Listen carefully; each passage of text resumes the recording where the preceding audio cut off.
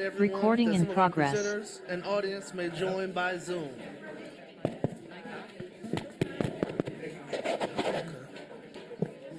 Mr. Cluley, may we have a roll call, please?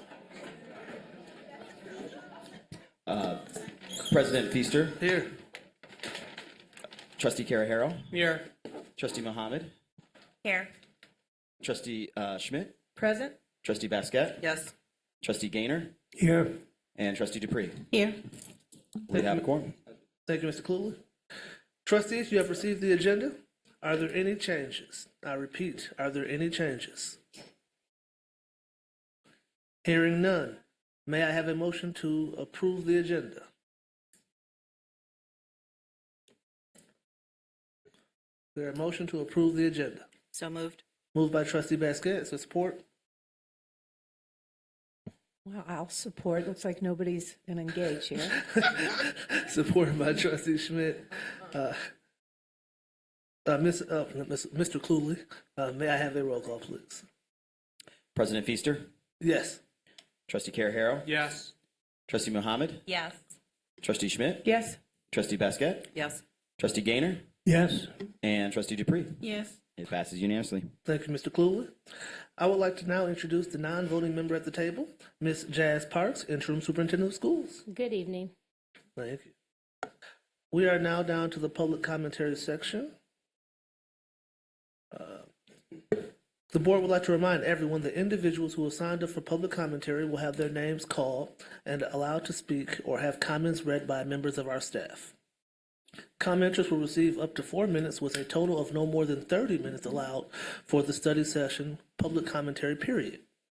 When your name is called, please come forward and speak at the microphone. To help manage your time, we will place a screen in front of you. As noted in Policy 1300, speakers should take into account the rules of common courtesy and refrain from making personal attacks against employees, volunteers, students, parents, community members, or members of the board. Also, please understand that board members do not respond to public comments, but we will listen carefully and will follow up as appropriate.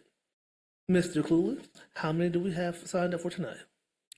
We have between 63 and 67. There were 4 people that had signed up for the next meeting before this meeting existed. So I'm going to call their name. If they're here, we'll let them speak. If they're not here, we'll hear their comments next month. Thank you very much. And we have 30-minute time period, so per person, that's approximately 30 30 seconds. seconds. Okay, thank you. Okay. Continue. The clue will respond to them. Okay, you may call the first person, Mr. Cluley. The first one is Dana Caldwell.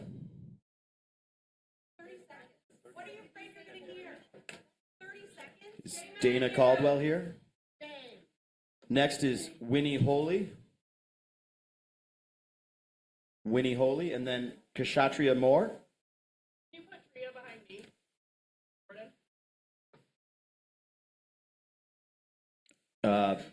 Abigail Kakat. Charlene Hancock. These are the people that had signed up for the meeting in May, and so we're going to read them in May. If they were here, we were going to let them speak tonight. Next is Sarah Nelson, followed by Christina Downey.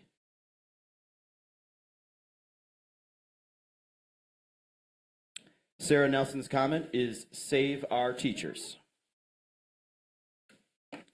Next is Christina Downey, followed by Sonia Chawla.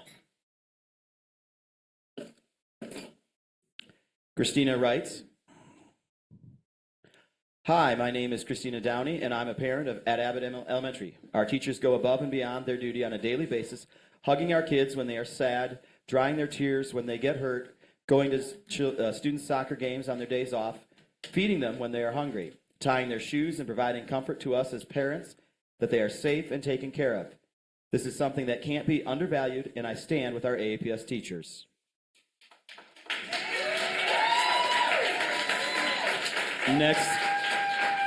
Next is Sonia Chawla, followed by Mohan Wright.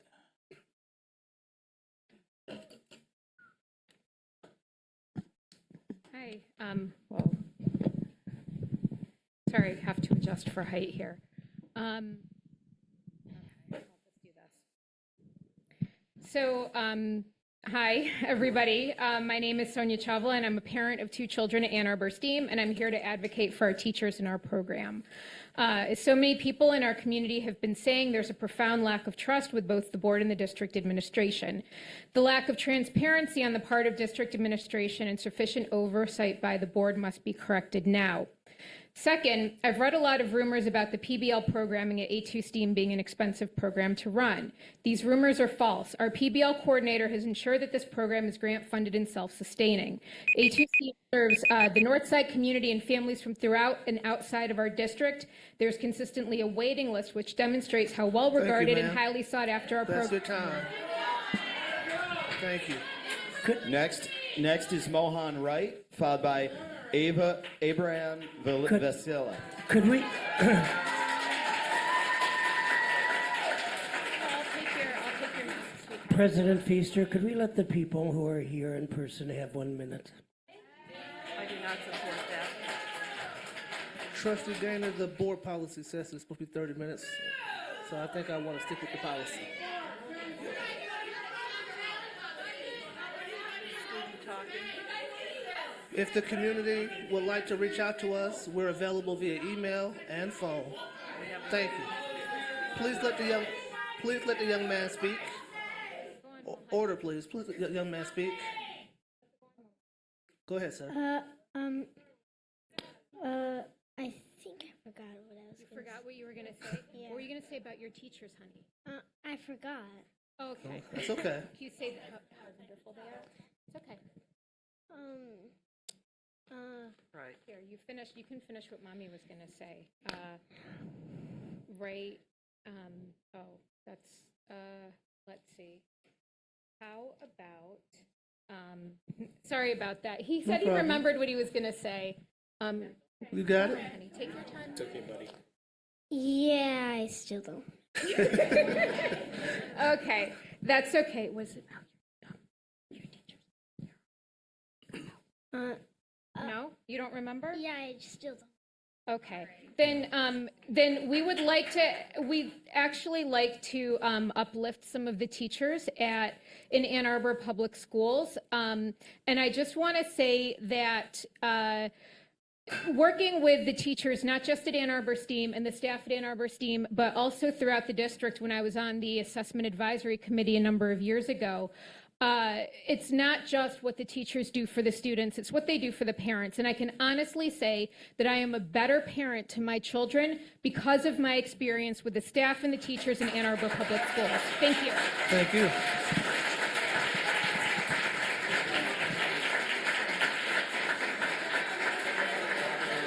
Next is Iva Abrian Vasala, and then Lauren Rosenberg. Iva writes, my name is Iva Abrian Vasala, and I'm a parent at Eber White Elementary School. I stand united with Ann Arbor teachers. I do not support layoffs of teachers and student-facing staff. I do not want bigger class sizes for my children. I do not support your rush process to cut $25 million in 1 year. We need more transparency in this process immediately. Next is Lauren Rosenberg, followed by David Lips. Lauren writes, my name is Lauren Rosenberg, and I'm a parent at Abbott Elementary School. I stand united with Ann Arbor teachers. I do not support layoffs of teachers nor student-facing staff. I do not want bigger class sizes for my child. I do not support your rush process to cut $25 million in 1 year. We purchased a house in Ann Arbor, specifically so our child could attend school in the district. Our child has thrived at Abbott, and it is in large part due to the wonderful teachers and student-facing staff at our school. Laying off any of these individuals would prove detrimental not only to our child, but to all of the students in our district. Next is David Lips, and then Jessica Hendon Carruthers. David writes, my name is David Lips, and I'm a parent at Abbott Elementary. I stand united with Ann Arbor teachers and do not support massive layoffs of teachers and student-facing staff through a rush process to cut $25 million in 1 year. We need more transparency in this process immediately. Please figure out ways to minimize the layoffs of teachers in the immediate year until you have a better idea of a number of teachers/staff retiring this year or next. Getting rid of younger teachers before you even know how many could be convinced to retire is a terrible idea. Furthermore, make decisions based on enrollment trajectories. Next is Jessica Hendon Carruthers and then Nathan Smead. Jessica writes, my name is Jessica Carruthers, and I'm a parent of children at Thurston Elementary, Clegg Middle School, and Huron High School. I stand united with Ann Arbor teachers. I do not support layoffs of teachers and student-facing staff. I do not want bigger class sizes for my children. I do not support your rush process to cut $25 million in 1 year. We need more transparency in this process immediately. Next is Nathan Smead, followed by Rebecca Hogan. In my daughter's kindergarten class, there are currently 27 students. That's 27 5- and 6-year-olds in one room. Those are wonderfully diverse students from all sorts of backgrounds. Her teacher, Ms. Loomis, and the elementary special teachers are able to greet those 27 5- and 6-year-olds with their widely varied needs with aplomb. My question for all of you is, what can I as a parent expect my child's first grade experience to look like? After staffing cuts will take place, will she be in a class of 35? Will they no longer get to enjoy specials, robbing her of important exposure to a variety of disciplines and robbing her classroom teacher of crucial planning time?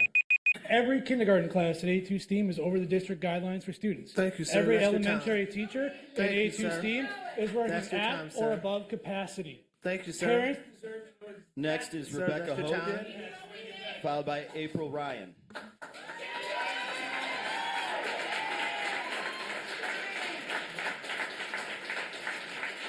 Rebecca Hogan and then April Ryan. We have 30 seconds, so I'm just going to say thank you, thank you, thank you, thank you, thank you to every single teacher in here. I do not thank anyone who is working against teachers. You are all doing the right thing. Thank you for being here. Parents, we are organizing. So please be in touch with me that we need to make more statements. We need to be protesting. We need to be talking to these people and telling them we need more transparency. We should not be cutting $25 million within 1 year. We need to slow this process down. You're going to hurt this community. You're going to hurt students at Title I schools, and we cannot do this anymore. So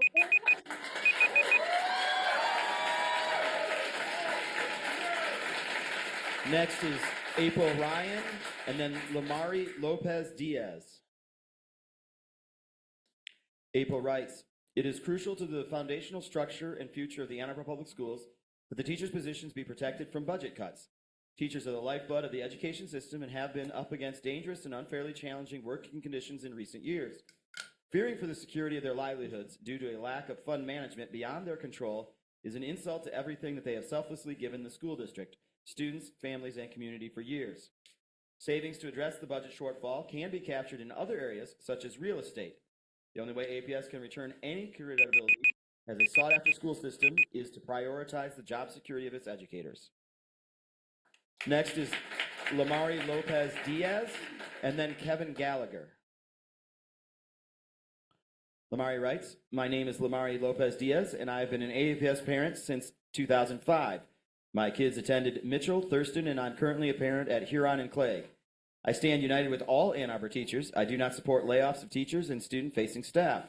I do not want bigger class sizes for my children. I do not support your rush process to cut $25 million in 1 year. We need more transparency in this process immediately. Next is Kevin Gallagher and then Mandy Gago. Kevin writes, my name is Kevin Gallagher and I'm a parent at Abbott Elementary. A child's education is one of the most important things we can provide to our society and the world in general. Adding stress to an educational environment in any way is doing a major disservice to a better future for our children. This is obviously not an ideal situation, and mistakes happen, but please leave the teachers out of budget cuts.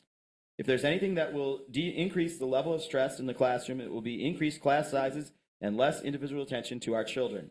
I stand united with Ann Arbor teachers. Please find another way.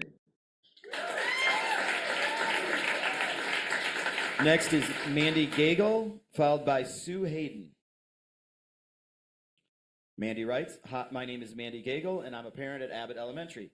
I stand united with Ann Arbor teachers. I do not support layoffs of teachers and student-facing staff. I do not want bigger class sizes for my children. I do not support your rush process to cut $25 million in 1 year. We need more transparency in this process immediately. Abbott is already short-staffed in terms of support staff and office staff, and our class sizes are already large. Laying off teachers will only make this worse, and our kids will suffer for it. District administrative staff should be held accountable for this financing error. Next is Sue Hayden, and then Martha Clark. Sue writes, "My name is Sue Hayden. I'm a parent of AAPS alumni and a grandparent of a future student. I know that the decisions that stand before you will be difficult, but implore you to keep in mind your ultimate goal, and that is to provide the best education possible by spending the least amount of money. Please use a scalpel, not a hatchet, in making these decisions. Please do not rush this process, and please ensure that the process is transparent. An example of a nuanced approach is to cut instrumental music in elementary school and start it in middle school, as was the case when my kids were attending AAPS." Next is Martha Clark, and then Nina Usani. Martha writes, "Hi, my name is Martha Clark, and I'm a parent at Wines Elementary. I stand united with Ann Arbor teachers. I do not support layoffs of teachers and student-facing staff. I do not want bigger class sizes for my children. I do not support your rush process to cut $25 million in 1 year. We need more transparency in this process immediately." Next is Nina Usani, and then June McInnes. Nina writes, "Hello, trustees and Superintendent Parks. I'm a parent at Ba Elementary, and I stand united with Ann Arbor teachers. I do not support layoffs of teachers and student-facing staff. I do not want bigger class sizes for my children. I do not support the rush process to cut $25 million in 1 year. I have heard many suggestions from the AAEA, community members, and some trustees about options that could be considered before making these drastic cuts, but I have not seen these being explored at any of the meetings that have taken place. I reject the notion that we need to make cuts as quickly as possible, regardless of the consequences for staff, students, and our community." Next is June McInnes, and then Emily Baywall.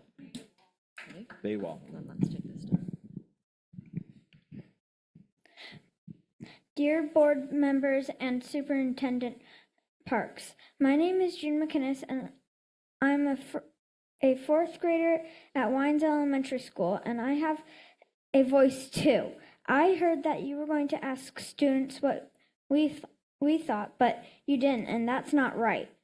Where is the student survey? I love my teacher, Mrs. Puente. She is kind to me and my friends, but it seems like you don't care about her and other teachers when you make decisions. Is this why you want to pink slip about 250 teachers? I'm upset about this, and many of my friends are too. If you fire teachers, you'll just lose money because kids will not have a teacher and won't be able to learn. So Thank you very much. They might. We appreciate your They time. might leave for a new district, and you would be even more bankrupt than you already are. Teaching comes first, not money. Thank you, June.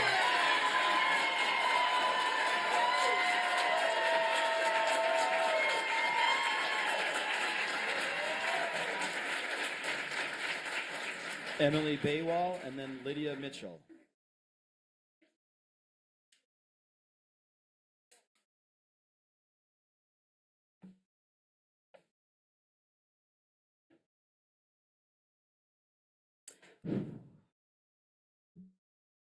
Let me define for you what transparency looks like as we see it. Stop lying.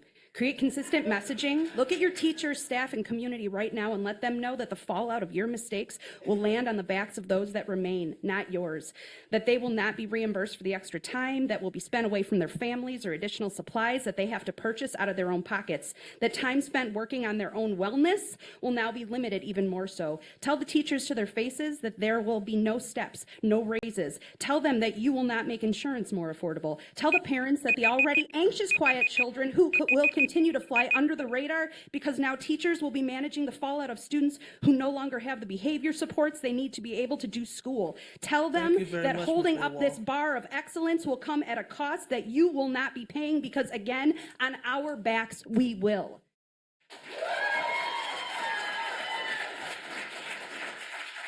Next is Lydia Mitchell, followed by Tim Rittinger.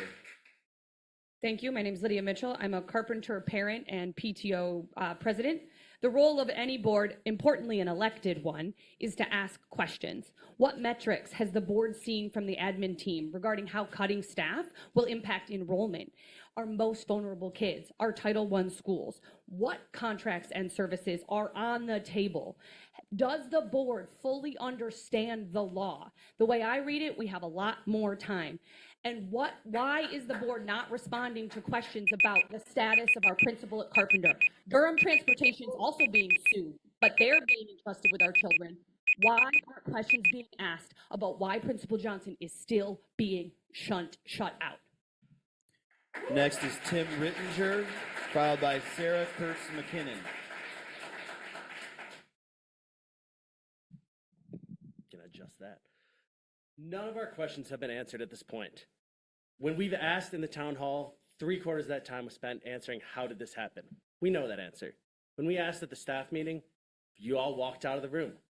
When we've asked, we have no clarity on for solving this in 1 year or two, when $12.5 million gets us where we need to be without cutting everyone.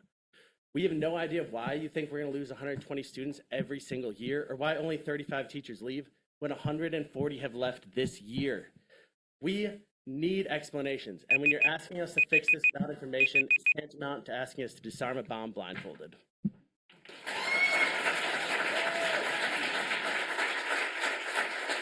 Next is Sarah Kurtz McKinnon, followed by Jill Copey. Sarah writes, I'm the parent of a young 5 student at Abbott and another child who will start at Abbott in a couple of years. Abbott educators, we love you, thank you, and we support you. I am commenting today specifically in support of the environmental education program. This program is small from a budget standpoint, but huge in its impact.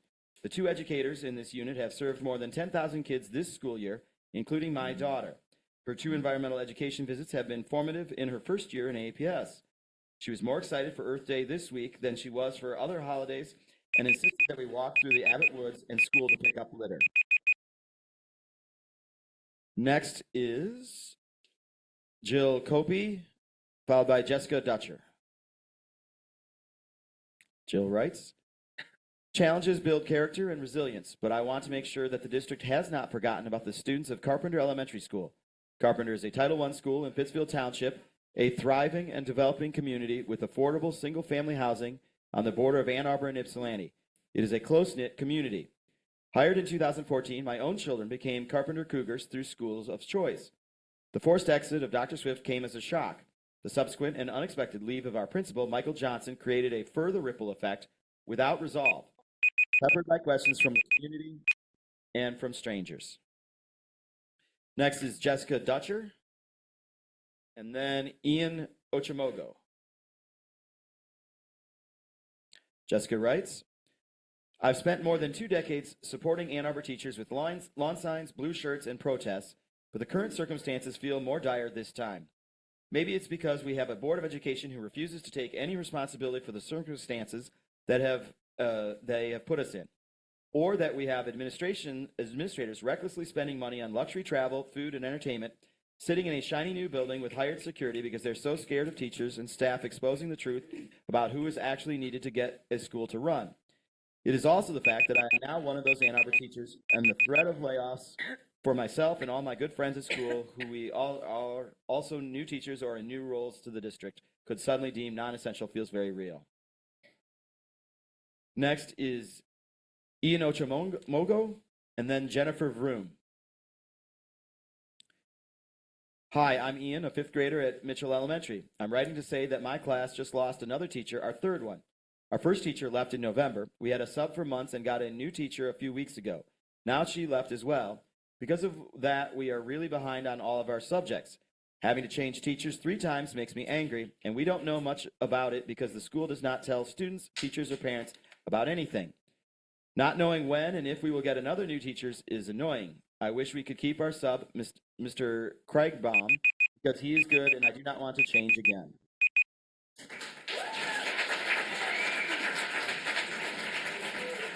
Next is Jennifer Vroom, followed by Carrie Gleaton. Jennifer writes, My name is Jenny Vroom, and I'm a parent of 3 children at Ann Arbor Open.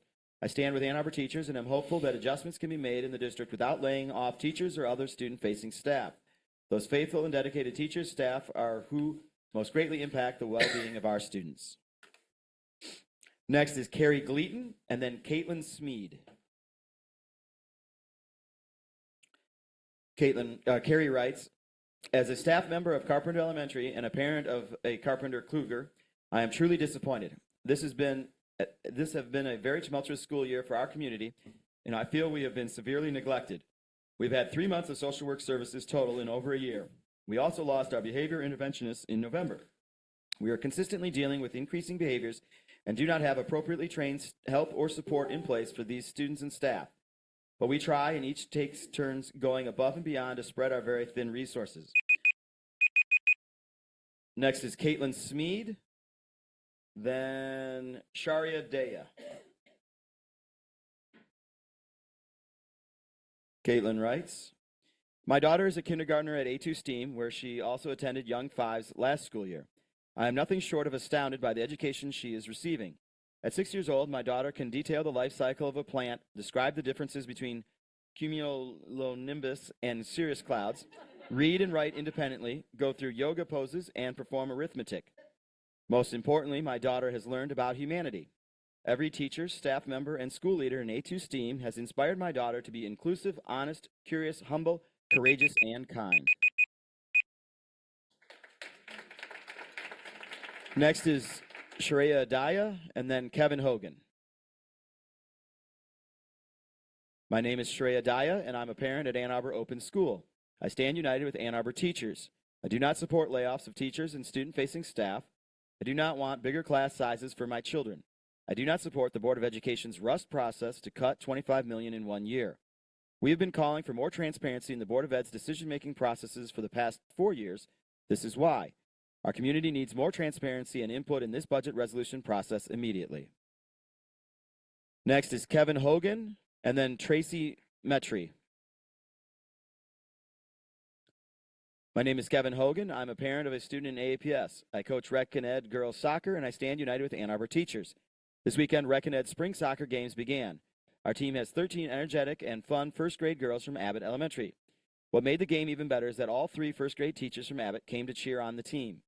The girls were so excited and proud to play hard and to hear their 3 teachers alongside parents and grandparents cheering them on.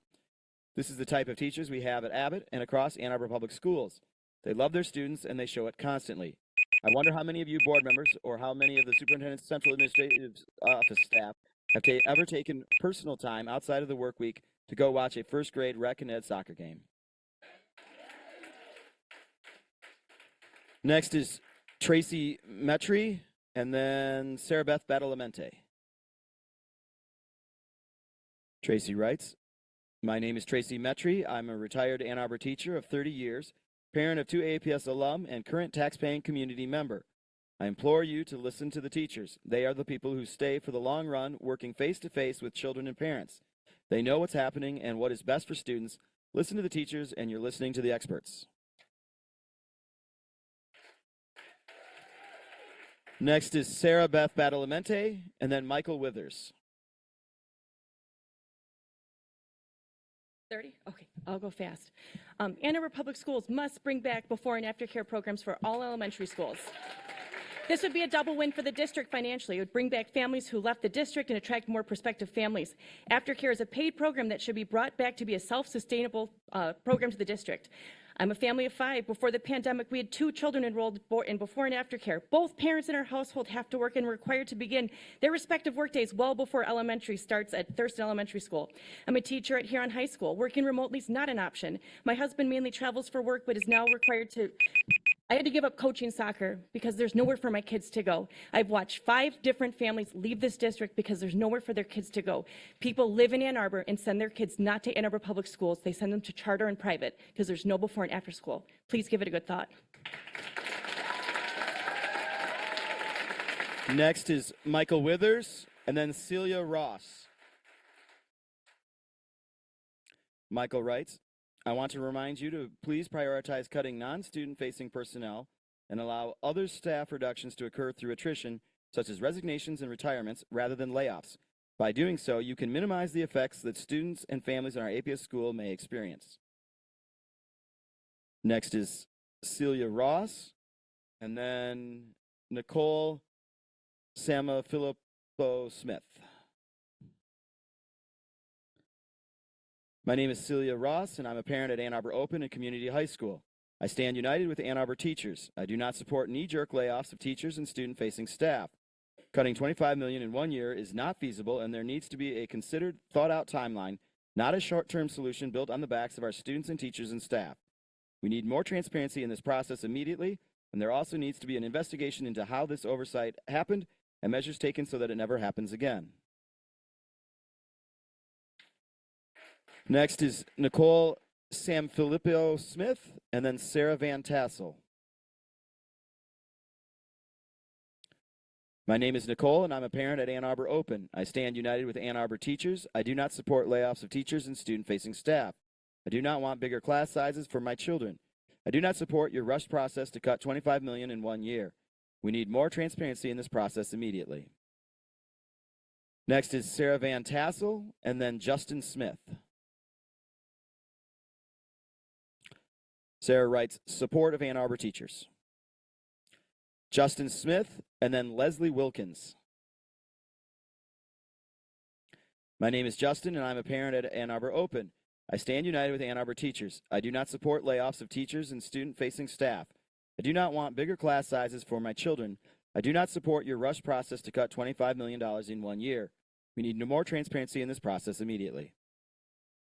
Next is Leslie Wilkins, and then Sarah Shea. My name is Leslie Wilkins, and my kids have benefited from the fantastic staff at Carpenter, Scarlett, and Huron. I stand united with Ann Arbor teachers and do not support layoffs of teachers and other student-facing staff. Though I appreciate all the extra work that will go into right-sizing this budget crisis, I do not support your rush process to cut $25 million all in 1 year. Thank you for the community meetings last week. They demonstrated an initial step toward the transparency we all deserve. I was thrilled to hear that this budget process will be done with an equity lens, and I look forward to hearing what that actually means. Next is Sarah Shea, and then Jackie Molinen. As a parent to 2 children at Mitchell Elementary, I'm constantly overwhelmed with gratitude for our teachers and staff. Last week, a teacher chatted with me about their unit on photography as a social and environmental justice medium in the Brazilian rainforest, describing how the second graders were so engaged and selected books to further delve into what interested them most on this topic. As I listened to her speak, I thought, what will happen if you and all of your amazing colleagues are not here to open, stretch, and value the minds of our kids? It's easy to just say, let's get rid of programs like IB, because kids will learn anyways, or we have to cut staff, but schools will make the best of it. Next is Jackie Moylanen, and then Elise Kwiatkowski.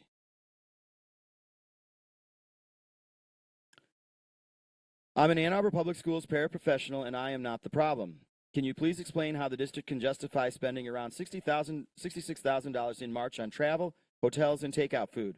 We were supposed to be in a spending freeze, I thought. That's almost 3 times my salary as a TA. The exorbitant spending has to stop. I am not, nor any teacher I know, in control of any P cards, so how can you say we are the problem? My taxes pay for teachers and school staff to do their jobs, not for upper administration to travel on my dime. Also, the district needs to be more transparent with the release of this information.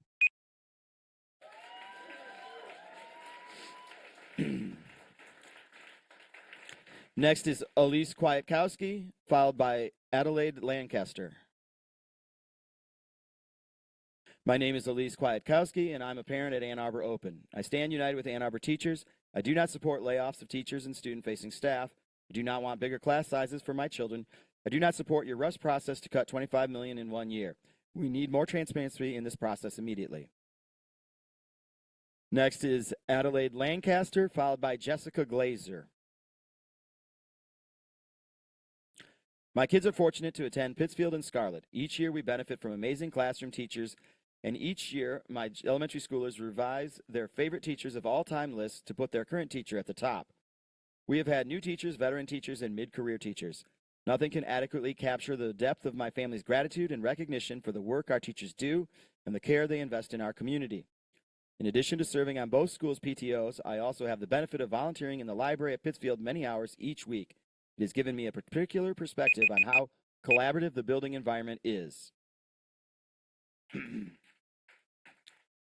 Next is Jessica Glazer, followed by Lacey Boer. I'm an AAPS teacher and I'm not the problem. I regret that I could not attend the meeting in person tonight as I'm currently at my second job necessary to make ends meet. I urge the board to release a multi-year plan to correct the budget with accurate and thorough data. I urge the board to restore formerly prohibited subjects to our contract. I urge the board to prioritize making cuts to non-student facing personnel and allow other staff reduction to take place through attrition rather than layoffs. I am grateful for my incredible colleagues and students. Do not make us pay for the mistakes made at the top.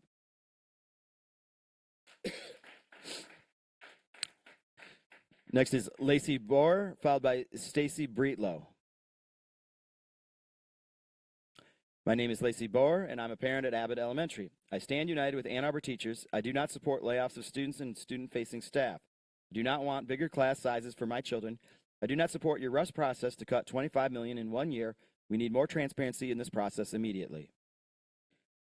Next is Stacy Breetlow, followed by Malty Breetlow. My name is Stacy Breetlow, and I'm a parent at Ann Arbor Open. I stand united with Ann Arbor teachers. I don't support layoffs of teachers and student-facing staff. I don't want bigger classroom sizes for my children.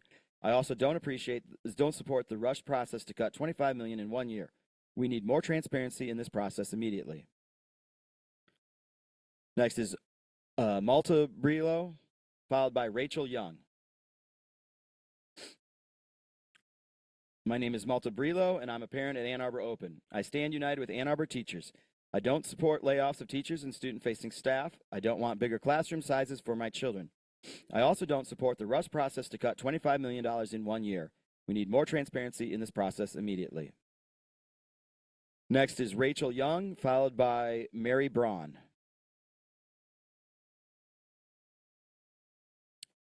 Rachel says that speaking in person on layoffs.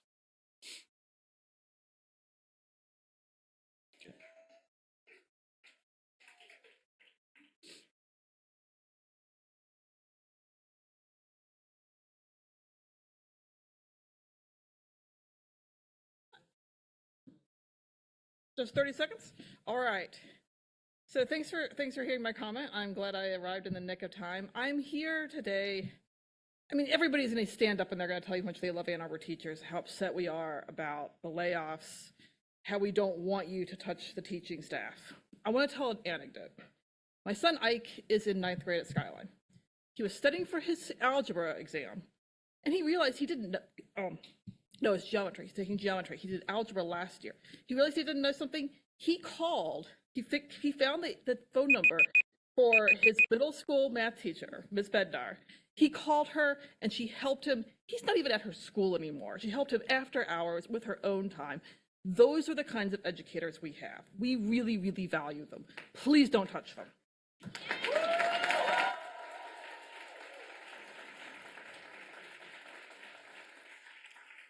Next is Mary Braun, and then Jennifer Jean.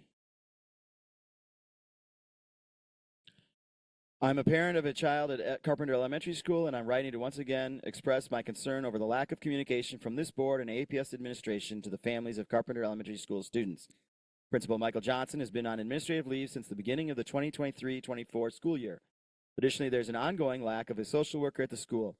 This is a legal requirement to which the district consistently fails to adhere. We have asked repeatedly for information about both of these issues and have received nothing but silence. Next is Jennifer Jean, and then Merrill Polliner. Dear Ms. Parks and members of the board, please move quickly toward a comprehensive budget plan. While I appreciate your efforts to engage the community, most of us do not have access to enough information to offer meaningful input. We don't know what classes or programs are under-enrolled, for example. We don't know which administrators the district can do without. Plus, few community members have the necessary financial or legal background to offer informed advice on budget matters. Delaying the publication of the comprehensive budget plan is stressful for staff. It keeps them in the dark about whether or not they will be pink-slipped. It also gives false hope to the community, leading people to think you might be persuaded to find a solution to the budget crisis without widespread layoffs. Next is Merrill Polliner, and then Jennifer Alcala. My name is Merrill Polliner, and I'm a former parent at Ann Arbor Open School, Community High School, and Huron High School. I stand united with Ann Arbor teachers. I do not support layoffs of teachers and student-facing staff. I do not want bigger class sizes for my children. I do not support your rush process to cut $25 million in 1 year. We need more transparency in this process immediately. We need the truth about why this happened and how an issue of this magnitude was allowed to occur without oversight for such a long period of time. Lay off the administrators, not the teachers.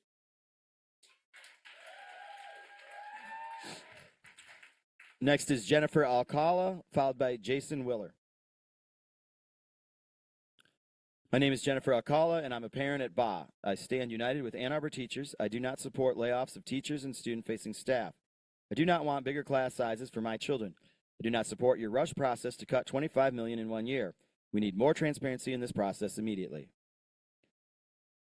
Jason Willer, and then Rachel Endicott. My name is Jason Willer, and I'm a parent at Ann Arbor Open. I stand united with Ann Arbor teachers. I do not support layoffs of teachers and student-facing staff. I do not want bigger class sizes for my children. I do not support your rush process to cut $25 million in 1 year.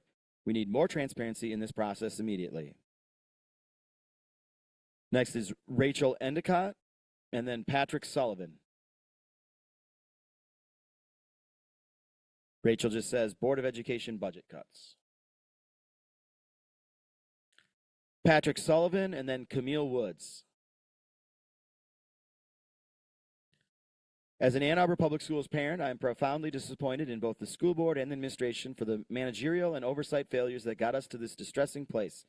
Declining enrollment is a key part of the problem, and I can tell you that the school board's divisive rhetoric and puzzling focus on controversial issues that have nothing to do with educating our kids have raised concerns among many parents I know. My family is evaluating other options, and if we see this troubling pattern continue, we will withdraw from Ann Arbor Public Schools. Next is Camille Woods, and then Kristen Frazier.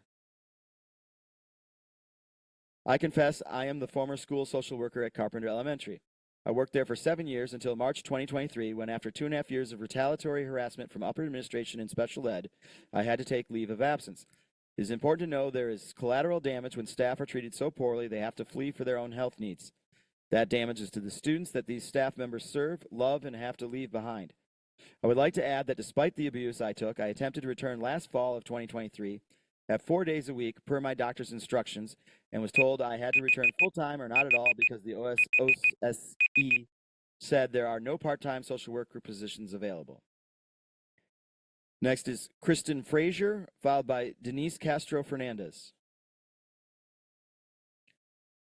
I'm a Mitchell paraprofessional and a Scarlett Mitchell parent. My children and I, their programs, their teachers, and support staff are not the problem.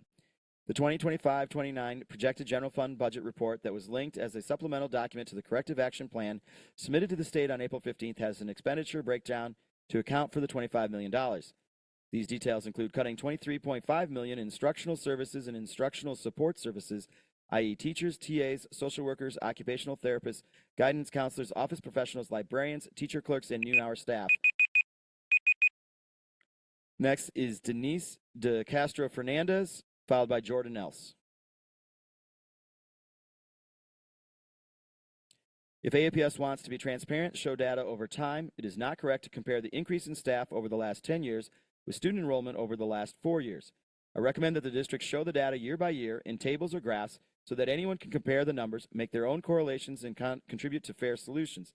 The data must also include salary expenses by category, administrators, teacher, professionals, office staff. We need honest and fair comparison. Please be transparent.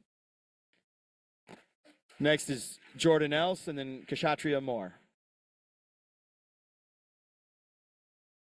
Arbor School Parents Intent on Racial Equity. We are a group of parents and community members committed to uplifting the voices and advocating for the needs of our most vulnerable students.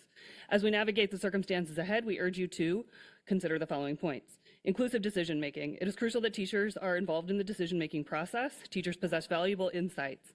Given that more teachers than any other group face potential layoffs, we strongly encourage the board to partner closely with them in this process. Collaboration and transparency are key. Will the board commit to working with the AAEA by May 8th? Will the board commit to reinstating the equity advisory within the next month? We want you to prioritize support for Title I schools. It is imperative to maintain continued support for our Title I schools when our NWEA scores for Black students are in the 20s and 10s. How can we come to these meetings without bringing that up at every single meeting? Next is Kshatriya Moore, and then Jennifer Oldham. Hello. We have been concerned for families experiencing challenges with special education and hear teachers report the importance of support and accommodate disabilities. Reducing special education staffing can increase the likelihood of state compliance, future lawsuits, and families leaving the district. Will the board commit to leaving special education staff intact and considering all the other options before reducing these staff? Support teachers and staff who are impacted by the budget cuts. We seek clarity on how the district plans to support the teachers and actually not even just support them, don't even cut them. Why are they at the beginning of the chopping board anyway? You're already at a deficit with, like they say, children leaving, children not being educated properly, but you want to take the one people in the building that are helping the students. How smart is that? Nobody is saying cut the uneducated, unsmart, undesirable people off the board, but you want to touch our teachers. We have to sit here and we have to listen to the BS every time we're at these meetings, back and forth of what y'all go through, but at the end of the day, y'all want to sit and give the parents and the teachers 30 seconds to speak to you guys about stuff that is actually impacting us as parents, impacting the teachers, and taking away from households when we as the parents and the teachers are paying taxes. How are they paying taxes in the district, but then at the end, they're being sent to be cut? That's Sir, your time. I understand. Thank you. My Feel time. free to email or call Next us. is Jennifer Oldham, Thank you. followed by Laura That's Hall. your time. You can call or email us. Thank you. You Next can call is or Jennifer email us. Oldham, followed by Laura Hoke.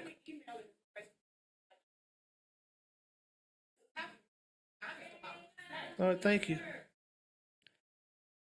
Jennifer Oldham, and then Laura Hoke. My name is Jennifer Oldham. I'm an AAPS parent, and I stand with AAPS teachers. Please release detailed budget information. Correct the budget deficit over multiple years, minimizing the negative feedback loop from budget cuts. Restore teacher voice in the district, and maintain the student-facing staff in our buildings who our kids need as they continue to recover from the pandemic. APS is a big ship. Consequently, safe course for correction takes time. Next is Laura Hoke, followed by Kristen Ochomogo. I'm a 13-year APS parent, and I support teachers and school staff in the face of budget cuts. We've all been through enough the past few years. Please do not cause further trauma and disruption to our school communities by rushing these cuts unnecessarily. It took years to get us into this mess, and it's better to take our time getting out of it in a careful, conscientious, and transparent way. Thank you. Next is Kristen Ochomogo, followed by Rachel Jensen.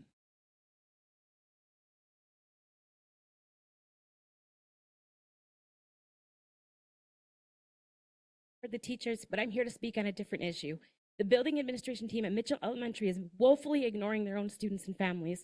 Recently, the principal has ignored 5 emails I've sent over 2 weeks regarding my second grader feeling unsafe in Spanish class. I've since removed her from the class, and I've not heard a word from the principal. Families have received no communication regarding the second long-term sub this year that left my son's classroom this week. I'm sending my child to school. I have no idea what adult is going to be in that room any day. The principal has said he finds the job to be humbling. Let me tell you, the Mitchell community is not here to humble anyone. We deserve a leader who is not scared to communicate with us, a leader who believes our kids are capable of greatness and makes them believe it too. Budget issues or not, we deserve better.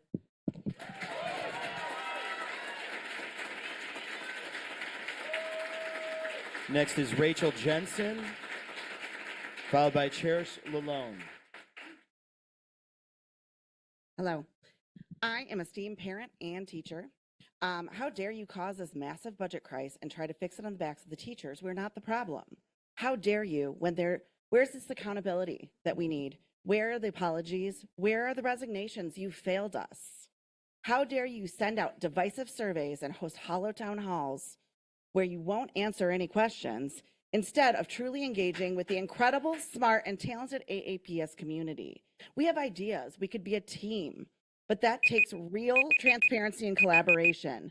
They're not just buzzwords, people. They're something that we can create together. We can create community and we can create a team to fight these problems. Okay, but we need the data. We need the data in order to work with you. Thank you, So ma'am. I urge you That's to your time. stop, collaborate, and listen to your. Thank you.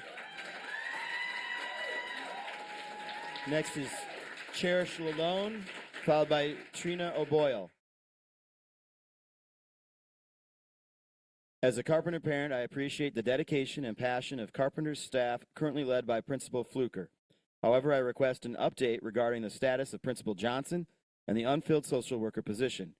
Transparency regarding Carpenter's leadership and support resources is crucial for our school community. Thank you. Next is Trina O'Boyle, and then Christine Dutcher. Hello, my name is Trina O'Boyle, and I have 2 children at Ann Arbor Open and Mac. I stand united with Ann Arbor teachers. I do not support layoffs of teachers and student-facing staff. I do not support your rush process to cut $25 million in 1 year.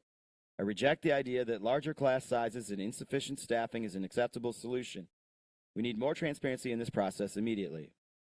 And then Christina Dutcher. At last Wednesday's elementary engagement meeting, the question was asked if Earhart Road could be sold.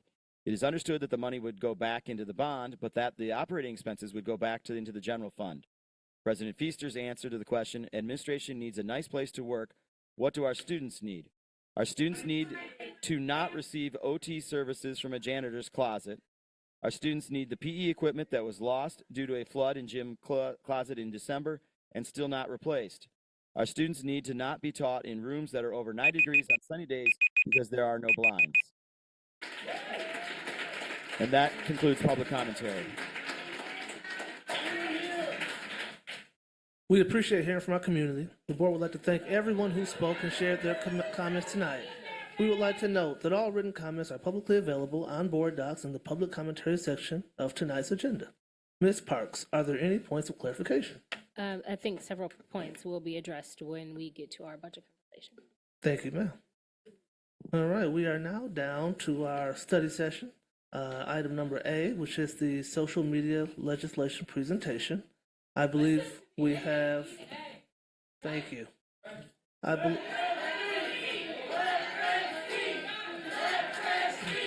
right. Excuse me.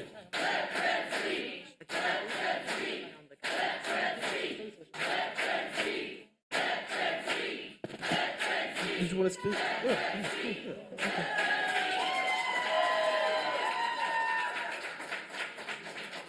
Good, no problem.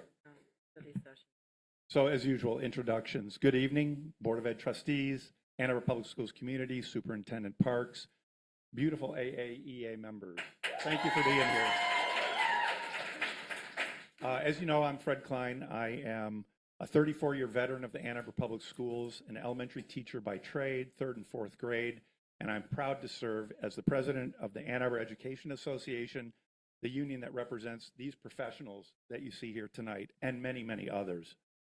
So to start, I'd like to acknowledge the great things being done this week to celebrate Earth Day and Earth Week across our 34 school sites, particularly Dicken Elementary, who planned a week's worth of events to recognize and honor this special week. Monday, Earth Day, they all dressed like farmers or gardeners. Tuesday, they wore green to support plant life. Wednesday, they wore blue to support clean water. Tomorrow, they will wear something that has been reused or recycled. And on Friday, they're going to dress as an animal to support those we share the earth with. In addition to those events, they had a school-wide plant drive, similar to a food drive, asking everyone to bring in plants to support our Earth Week initiatives, helping to make the school more green. They can be plants for the school, classrooms, seeds for the garden, clippings or seedlings from plants at home, any donation work. Seeds are going to be planted in the Dicken Garden. At Thurston Elementary School, it is a tradition to make the whole, not just Earth Day, but Earth Week. The activities they planned for this week, for every classroom, Ms. Cole's class was tidying up the courtyard. Mrs. Dominguez and Mr. Graham's classes planted seeds and tidied up the preschool outside area.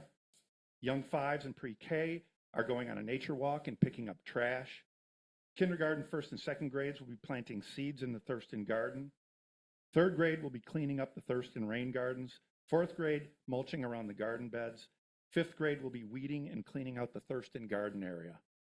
Kudos to Dickin, Thurston, and every school that celebrated Earth Day and Earth Week. It is with great sadness that I share that retired AAEA president and music educator Linda Carter unexpectedly passed away this week. Linda served the Ann Arbor Public Schools for 43 years as a string and orchestra teacher, and she led the AAEA for many years as president and vice president. She was a tiny woman with a huge personality and could be very feisty at times. She was a good listener, a tireless advocate for teachers, and she championed the top-notch music programs in the Ann Arbor Public Schools. I worked closely with her on the bargaining team as a caucus co-chair and then as vice president. I learned a lot from her. She was a colleague and a friend, and I will miss her. Whew. The AAEA bargaining team met with the district's team today, and I am disappointed to share that our collaborative IBB process fell apart due to the district not honoring our signed and ratified 2023-24 agreement. We are continuing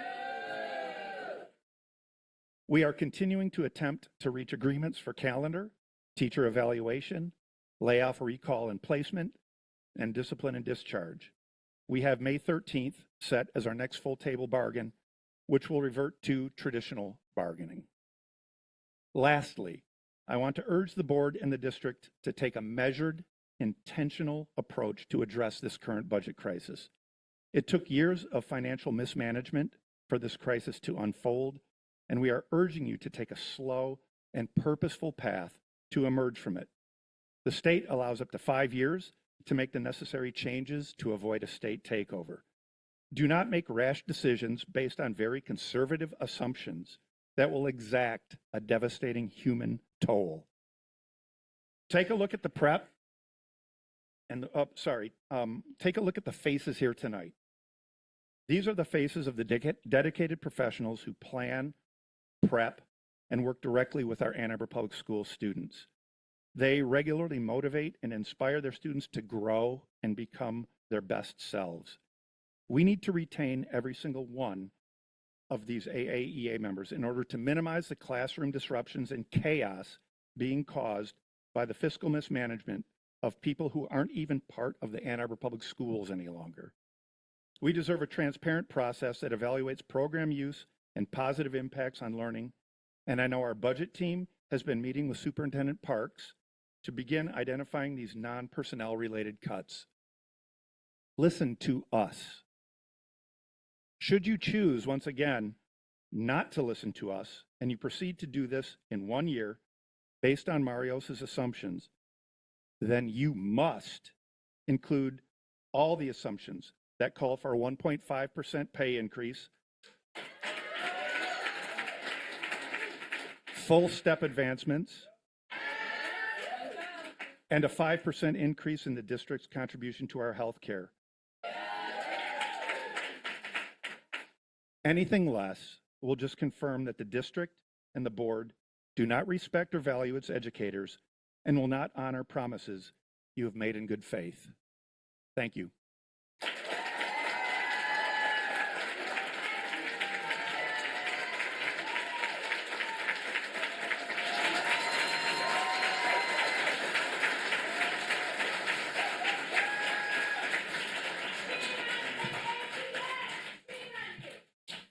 Thank you very much. Now we're at the study session portion of our agenda. Under the item A, we have the social media legislation presentation, and I believe we have attorney Mark Bernstein here and other members of the Bernstein Law Firm to present to the board. Good evening, and thank you for having us. I'm joined with my colleague Matt Anise and Paul Novak of the Whites Luxembourg. I think James Bilborough is going to join us via Zoom. He's probably off in the digital metaverse somewhere about to arrive, but we'll keep rolling here very quickly. I just want to begin by thanking you for the opportunity to present this idea to you today. We've been discussing this with many of the major school districts in the state of Michigan for quite some time. It's also a home game for me. I 25 years lived in Ann Arbor. My son's a very grateful graduate of community high school and Burns Park Elementary School. They're amazing public schools in Ann Arbor. What we're here to talk about today is litigation that's emerging involving school districts holding social media companies accountable for the damages that they've caused educators and our community. This is a case that is underway.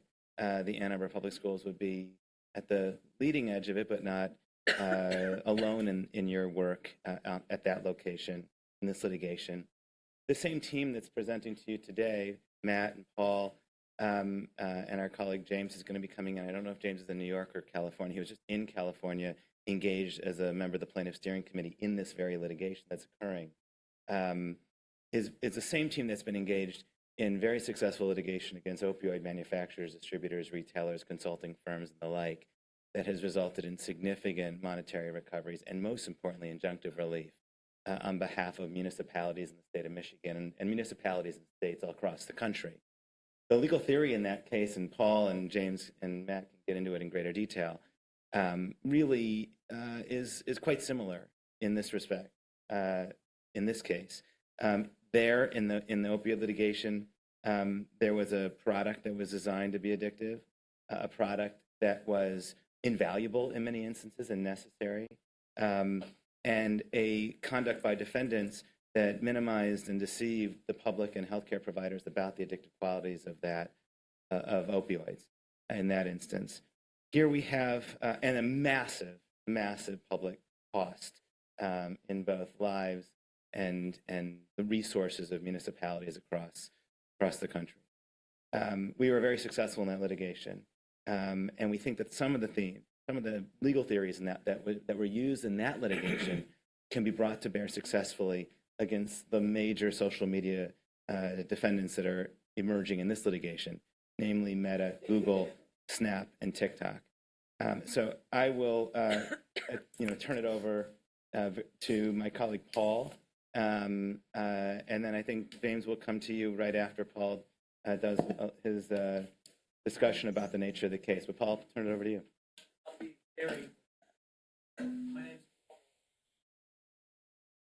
We can't hear you. Can you come over to the podium? Could we ask that if you have conversations in the audience, could you just step in the hall? I know you don't know it, but it's hard.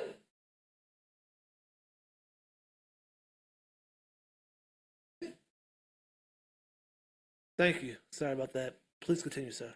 Sure. My name's Paul Novak. I'm with the firm Whites and Luxembourg. We are based in New York, but I run our Detroit office. But I also, even though I live in Detroit, I have both a niece and a nephew who are graduates, one of Pioneer, and my nephew was a drummer in the jazz band at Community. So we care quite a bit about the school districts. This is a broad national litigation. It's consolidated for current purposes in federal district court in the Northern District of California, but is waged really by school districts throughout the country against the defendants, the social media defendants that Mark listed, using a public nuisance theory. Our firm used a similar theory in the opioids litigation, which nationally has resulted in settlements that in the aggregate are approaching $50 billion. We similarly have our firm has been appointed by the court as lead counsel in the Jewel litigation that also obtained monies for school districts. In this particular instance, our firm has been appointed to the National Plaintiff Steering Committee by the court. Specifically, James, or Jaxie, I call him, is the firm's attorney that's appointed on that steering committee. And so I'm just going to turn it over to Jaxie to run through a little bit of the presentation about the theories, what the effects that social media companies have wreaked on school districts across the country, and what we hope to recover on behalf of school districts. Jackson.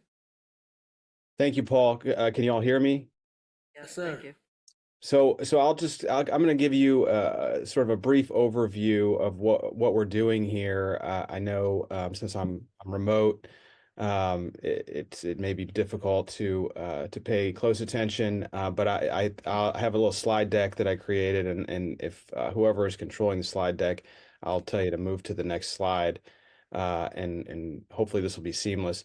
Again, my name is James Billsborough. I grew up in Branch County, Michigan. My parents still live there. My brother lives in Ypsilanti, so I have a lot of connection and love for the state. And so this is a problem that's very important to us because social media companies are targeting our kids. This is happening nationwide. We all know it's happening. Our kids can't get off their phones. And we're just starting to learn about the impacts on child development and our child's brains that this is causing. But what a lot of people don't know is that this is a strategy by the social media companies to target our children, and they've designed their platforms to encourage and reward obsessive and compulsive use.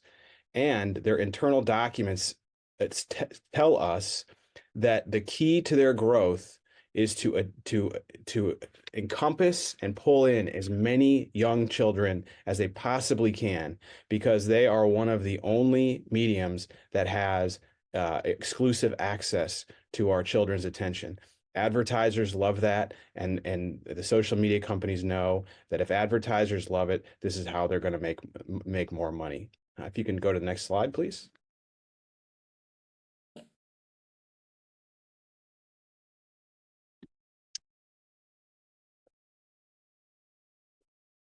Oh, I think you went backwards, maybe. It's always a challenge doing this from the remote. Okay, here we go. So how does this affect schools? How does this affect schools? Well, what we've learned so far in just a short amount of time we've been doing the litigation is that these companies have strategies to deliberately target our children during school hours. So they know every single time your kid is on their phone, on their platform, and they track it closely, and they compile all this data. And then what they do is they go to their advertisers and say, we can tell you when these children are at school, so you can target your advertising to them when they're at school. Why do they do that? Because they know if they target advertising to your kid at school and your kid's friends, they'll all be looking at the same thing at the same time. And what does that do? It makes them all want that thing. They have market research on this, and they know it's a winning strategy. This is extremely disruptive. And not only is the ad directing, the directing of ads to the kids disruptive, but the social media platforms know they need to keep the kids on the platform in order to be receptive vessels for those for all that advertising. And so they've created these incredibly addictive platforms to keep kids online as much as possible. The average teenager receives 200 plus notifications during the day. Many of those are during school hours. It's extremely disruptive to the learning process. Next slide, please. Here we go. So I made a couple of slides to give you some highlights. This is just really the tip of the iceberg. But what we know so far, based on internal documents, Meta has a conscious strategy to infiltrate schools. A 2018 document described their strategy as winning schools is the way to win with teens because an individual teen's engagement is highly correlated with school penetration. Meta classifies schools as Facebook or non-Facebook based on the amount of Facebook use among the student body. And Instagram, which is also owned by Meta, which owns Facebook, allocated most of its 2018 global budget just to targeting 13 to 15-year-olds. Next slide, please. TikTok is similar. They've admitted in their internal documents that their product interferes with the school day.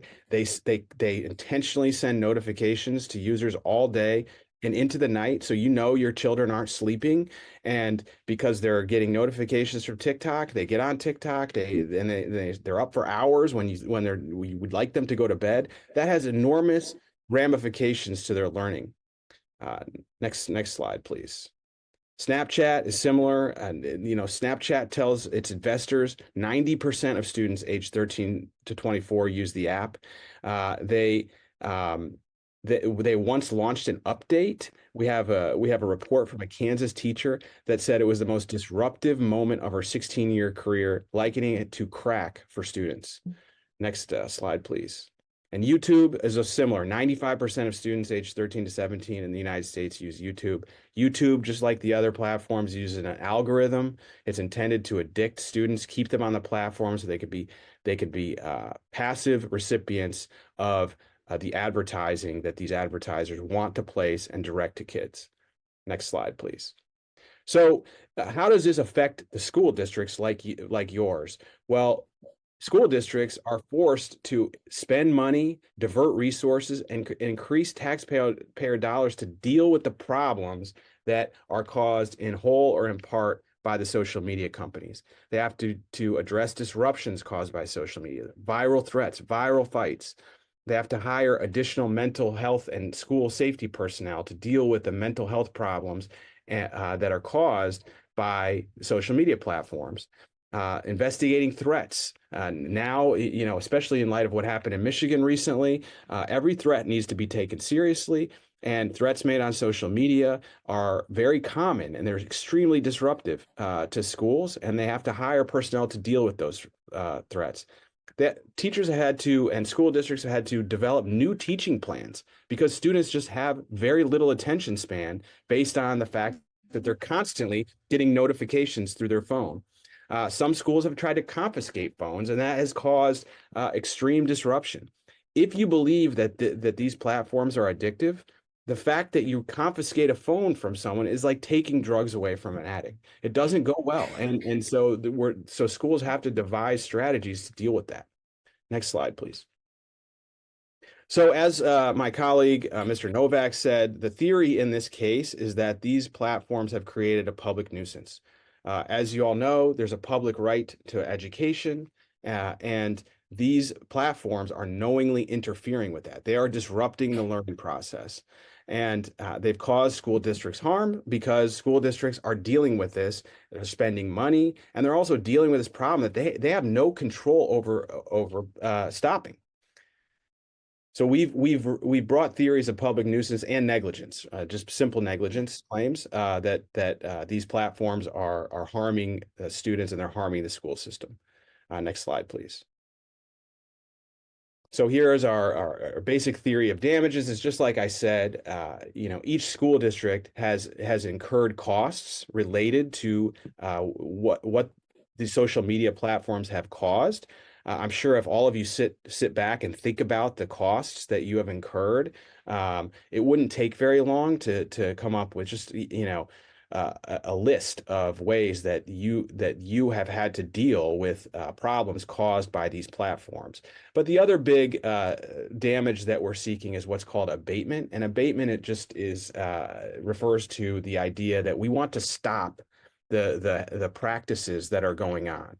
So I think Paul can speak to this in a moment, but in the opioid litigation, we wanted to stop the proliferation of these products that were being given to people without regard to whether they were getting addicted and what harms those would cause. Similarly here, we want to stop things like when a platform is sending your kids hundreds of notifications through their phone during school hours. They know that they're doing it, and they could stop it tomorrow if they wanted to, but they know it's extremely lucrative. So through this litigation, we would like to change practices like that. Next slide, please. So as my colleagues alluded to, there is right now a large multi-district litigation. It's pending in Oakland, California, and that's mostly because that's where these technology companies are. And there are hundreds and hundreds of cases that have already been filed. So there's several hundred school district cases on file already, some large districts like Ann Arbor, and some smaller districts as well, because schools of all sizes are dealing with this problem. There's more cases filed every week. And right now, the court is considering a motion to dismiss the case. But we are fairly optimistic that we will prevail on that motion, and we will proceed through the discovery process and to trial. And so, one of the opportunities here is to become a part of this litigation. Each school will have its own unique damages, and we can explore those with you. But also, each school will be part of a bigger project here. Because through this litigation, it's sort of like the school districts are banding together to fight this problem in a consolidated fashion. Next slide, please. As my colleagues alluded to, I have been appointed by the court to be one of the leaders of the litigation. I'm on the plaintiff's steering committee leadership. That means I'm active in all aspects of the litigation, including the discovery and briefing strategy and what will hopefully become bellwether trials. So the advantage to that is that we are integrally involved in the strategy. So all of our clients would benefit from that if they were to move forward with us. Next slide, please. And this is a slide that just shows how the Bernstein firm and Whites and Luxembourg have successfully litigated public entities and school districts in recent cases. I think I'll let my colleague Paul talk about this in a little bit more detail, but the opioid litigation is probably the most prominent recent example. But as Paul alluded to, in the Juul e-cigarette case, we represented school districts nationwide for causing a public nuisance of intentionally marketing and targeting teenagers to addict them to Juul e-cigarettes. And we were able to recover several $100 million for school districts, and we were one of the co-lead counsel in that case. Next slide, please. And here's just a slide, and I'll turn this back over to those in the room. They can tell you why you should think about retaining us. But between the Bernstein firm and Whites and Luxembourg, we've represented Michigan local governments and public entities in large public nuisance cases. We are integrally involved in this case, so you have a seat at the table. And since we're local with Mark and Paul, we will give you the local treatment that you deserve, and we'll be sensitive to your local issues. So I'll turn it back over to Paul. I'm happy to answer any questions, but thank you very much for your time tonight.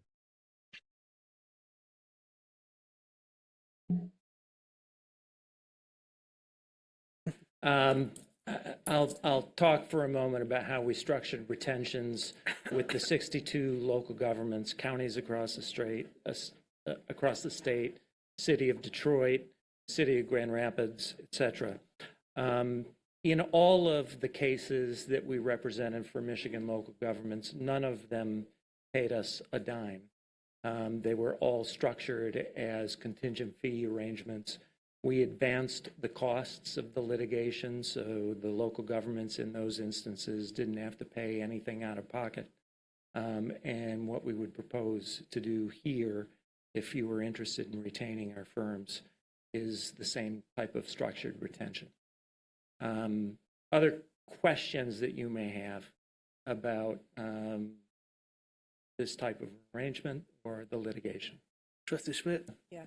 So to elaborate on that, in other words, you are paid for your services if you win the case, and there is a settlement. So it's like a malpractice case. Either a settlement or we go to trial and win a verdict. Right. So it's not, this is more, the only outcome that could be a good outcome is if there was a settlement and there were funds given back to the school to help absorb, help us with the expenses that we've incurred because of this malfeasance. Correct. As Jaxie indicated, there are two different damage theories. One is what have been your out-of-pocket costs and recovery of those. The other is an abatement theory, and that is what would it cost to clean up the effects that social media has wreaked on school districts. So sometimes the remedy is structured so that money is provided to pay for instance, mental health counseling or some of the other costs associated with whether they be security or a whole array of other costs.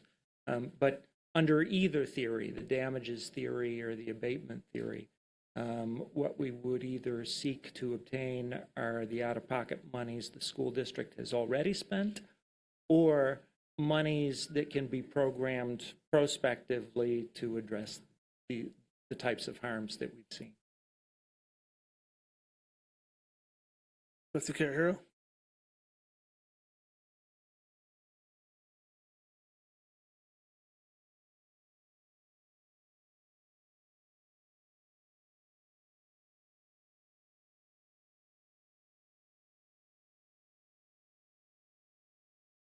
Thank you. That's probably helpful. In addition to seeking what we believe to be significant monetary damages here that Paul was just talking about, both in terms of abatement and all the costs that have been incurred as a result of dealing with this mess, there's also importantly injunctive relief that's sought as well, which is that you will be part of a large number of plaintiffs who are demanding that these defendants stop the behavior or conduct that's causing the problem. I'm sorry, ladies and gentlemen. We're trying to conduct a meeting. Could you please stop? I have a question. I'd love to know how long you would anticipate, based on your experience, how long a case like this would take. We can take a break. The question was, how long would you expect this case to take? I can give you an idea from past cases that we've litigated. The opioids case was filed in 2017. I'm sorry. Took about 6 years for us to get to the point. Gentlemen, I'm going to have to take a recess and try to get control of the rooms. We'll take a 5-minute recess, please. All right, thank you.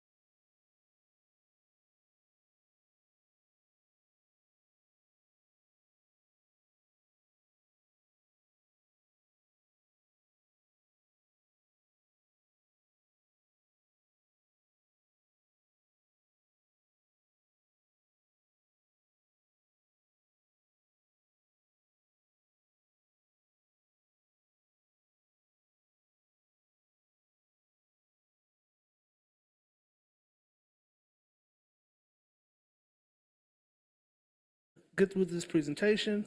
The next item on the agenda is the budget reduction discussion as part of the study session. If we are unable to complete our presentation and unable to have open and clear conversation between the trustees, then we will end this meeting and we will not get to the budget. So I would love to discuss the budget, but I need everyone to understand this is a public meeting. There are people trying to watch the meeting online, and they cannot do that with chanting during our meeting. Thank you. Please continue, sir. I apologize.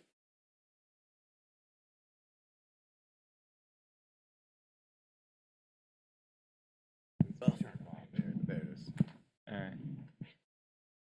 I think we're at a point where we're just open to questions from the board as to how they'd like to proceed or information that they need.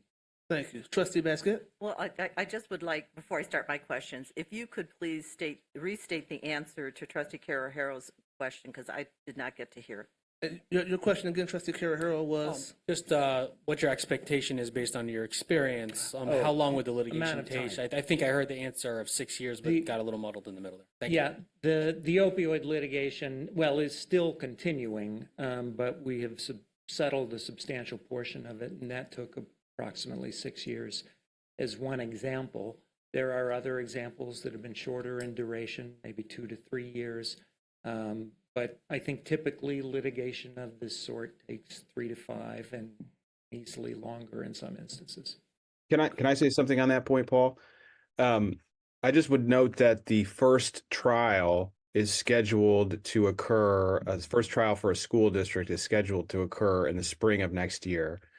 And so that certainly doesn't mean that the case will conclude shortly after that first trial, but that's usually a good inflection point in a lot of litigation to see how things are going. So I think that is positive for school districts because it means the judge has set an aggressive schedule and there will be a trial or settlement by next spring.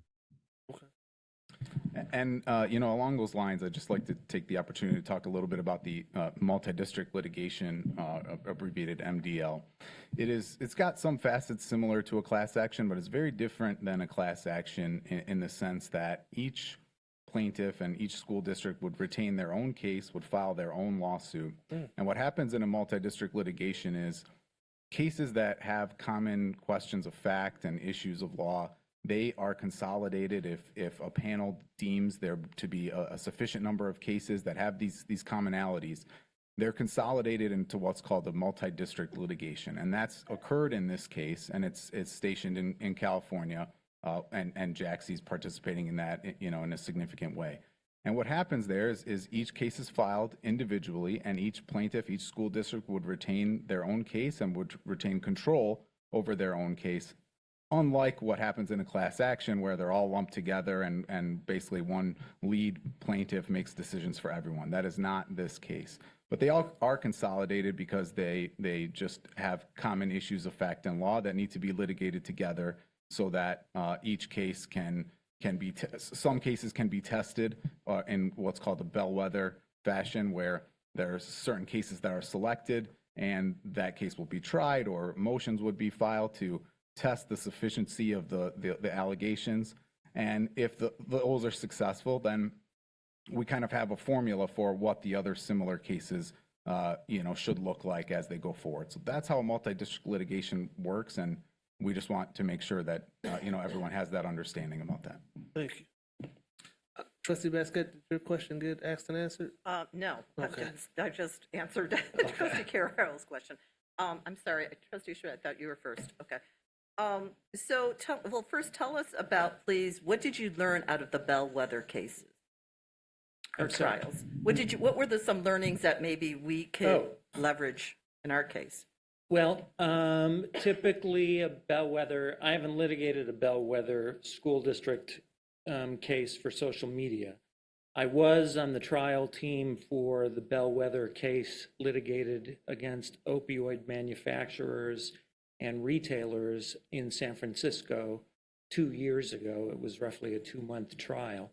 And what you are able to do in that process is gather some of the most damning information and evidence with respect to the different defendants' conducts and present it to a court. So it gives us the opportunity to gather information that is relevant pretty much to all school districts. A lot of information would be, but at the same time present it in the specific context of one school district and how it has impacted them. But with results that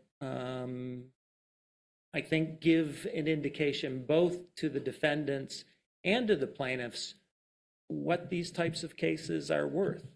And so that is the value of that process, what it instructs both sides, and how both sides can then start to think about settling not only an individual case, but all of the cases, and there may be thousands by the end of this process, how to settle them in the aggregate. Okay, so I'm sorry, I guess I misunderstood. So there haven't been any bellwether cases regarding the social media? There have been some selected, but none have gone to trial. Okay, thank you. So, but they've gone to settlement? No. Nothing, okay, all right. And the intention behind the bellwether approach is that once the court has some appreciation for the universe of cases, they'll identify, and this is why having someone on the plaintiff steering committee is so critically important, because the court is at that moment trying to figure, okay, we're going to take a rural case, a school district in a rural area, a school district in an urban area, a big school district, a small school district, so on and so, maybe geographic diversity, maybe so on and so forth, to begin to arrive at some sense of value.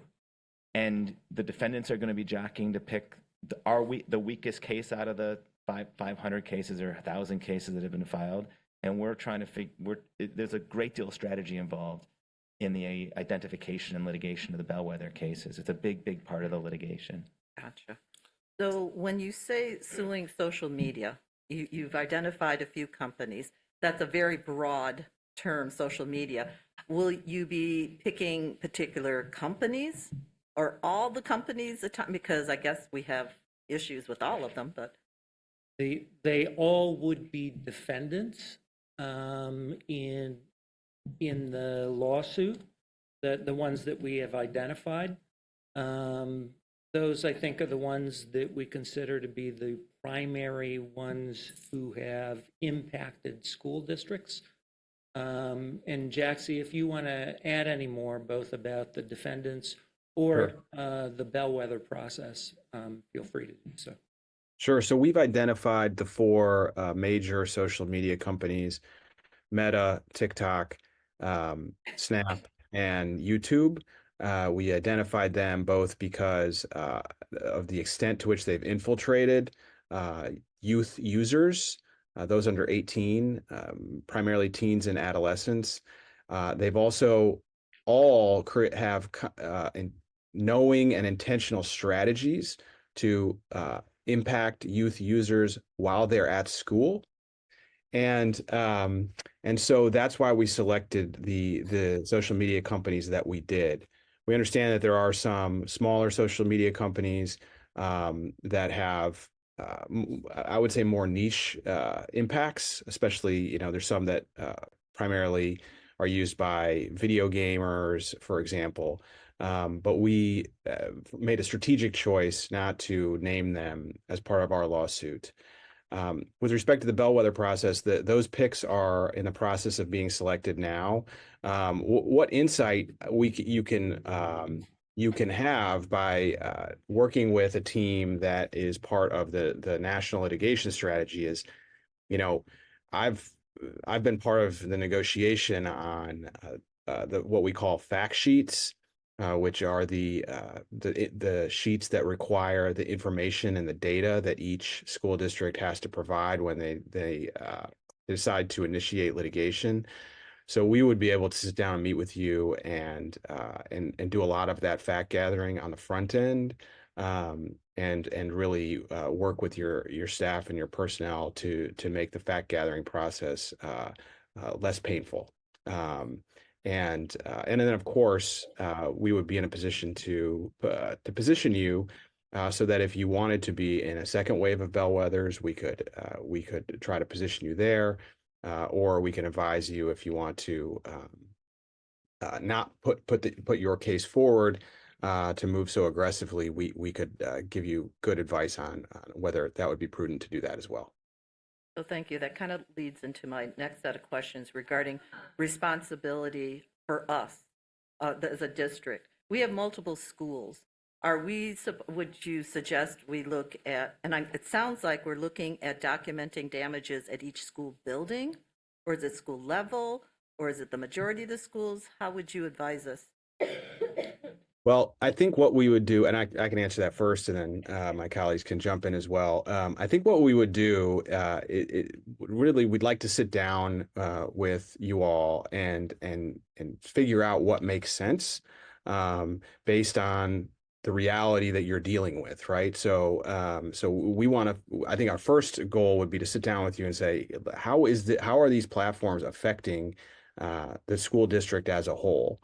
And then we would drill down from there. There's not really a playbook for how this works. This is a very cutting edge new litigation. And so, it would take some fact gathering on our part to identify folks that we need to talk to in the school district to gather that information and figure out the way to structure your case, which is unique and individual, and also to figure out how we would look at damages in your case. And that's something that, we've done in this context and other contexts. I know Paul can speak to this. In the opioid case, we sat down with every public entity that we represented, and, some had incurred higher costs from, jail security or purchasing Narcan products, for example. We didn't know any of that on the front end, but we are skilled enough to go in and figure out the pertinent information that we need by speaking to those who are in the know. Thank you. I think something for us to consider as a board, as trustees, is the amount of time, the demand on our staff to conduct this. It's not an easy process, and we want to do it right, obviously, to position ourselves in the best light. So appreciate that. Have other districts, or can you tell us of other Michigan districts who've signed on to this?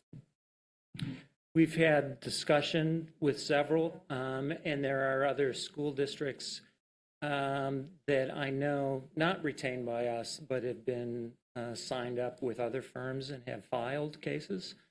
I can't tell you which ones those are offhand, but I would expect before the end of the school year that we'll be launching cases with other schools. Thank you. And then during the break, we talked a little bit about the urgency or sense of urgency, whether, to make this happen sooner versus later, and what are the advantages? The primary advantage, let me use opioids as an example.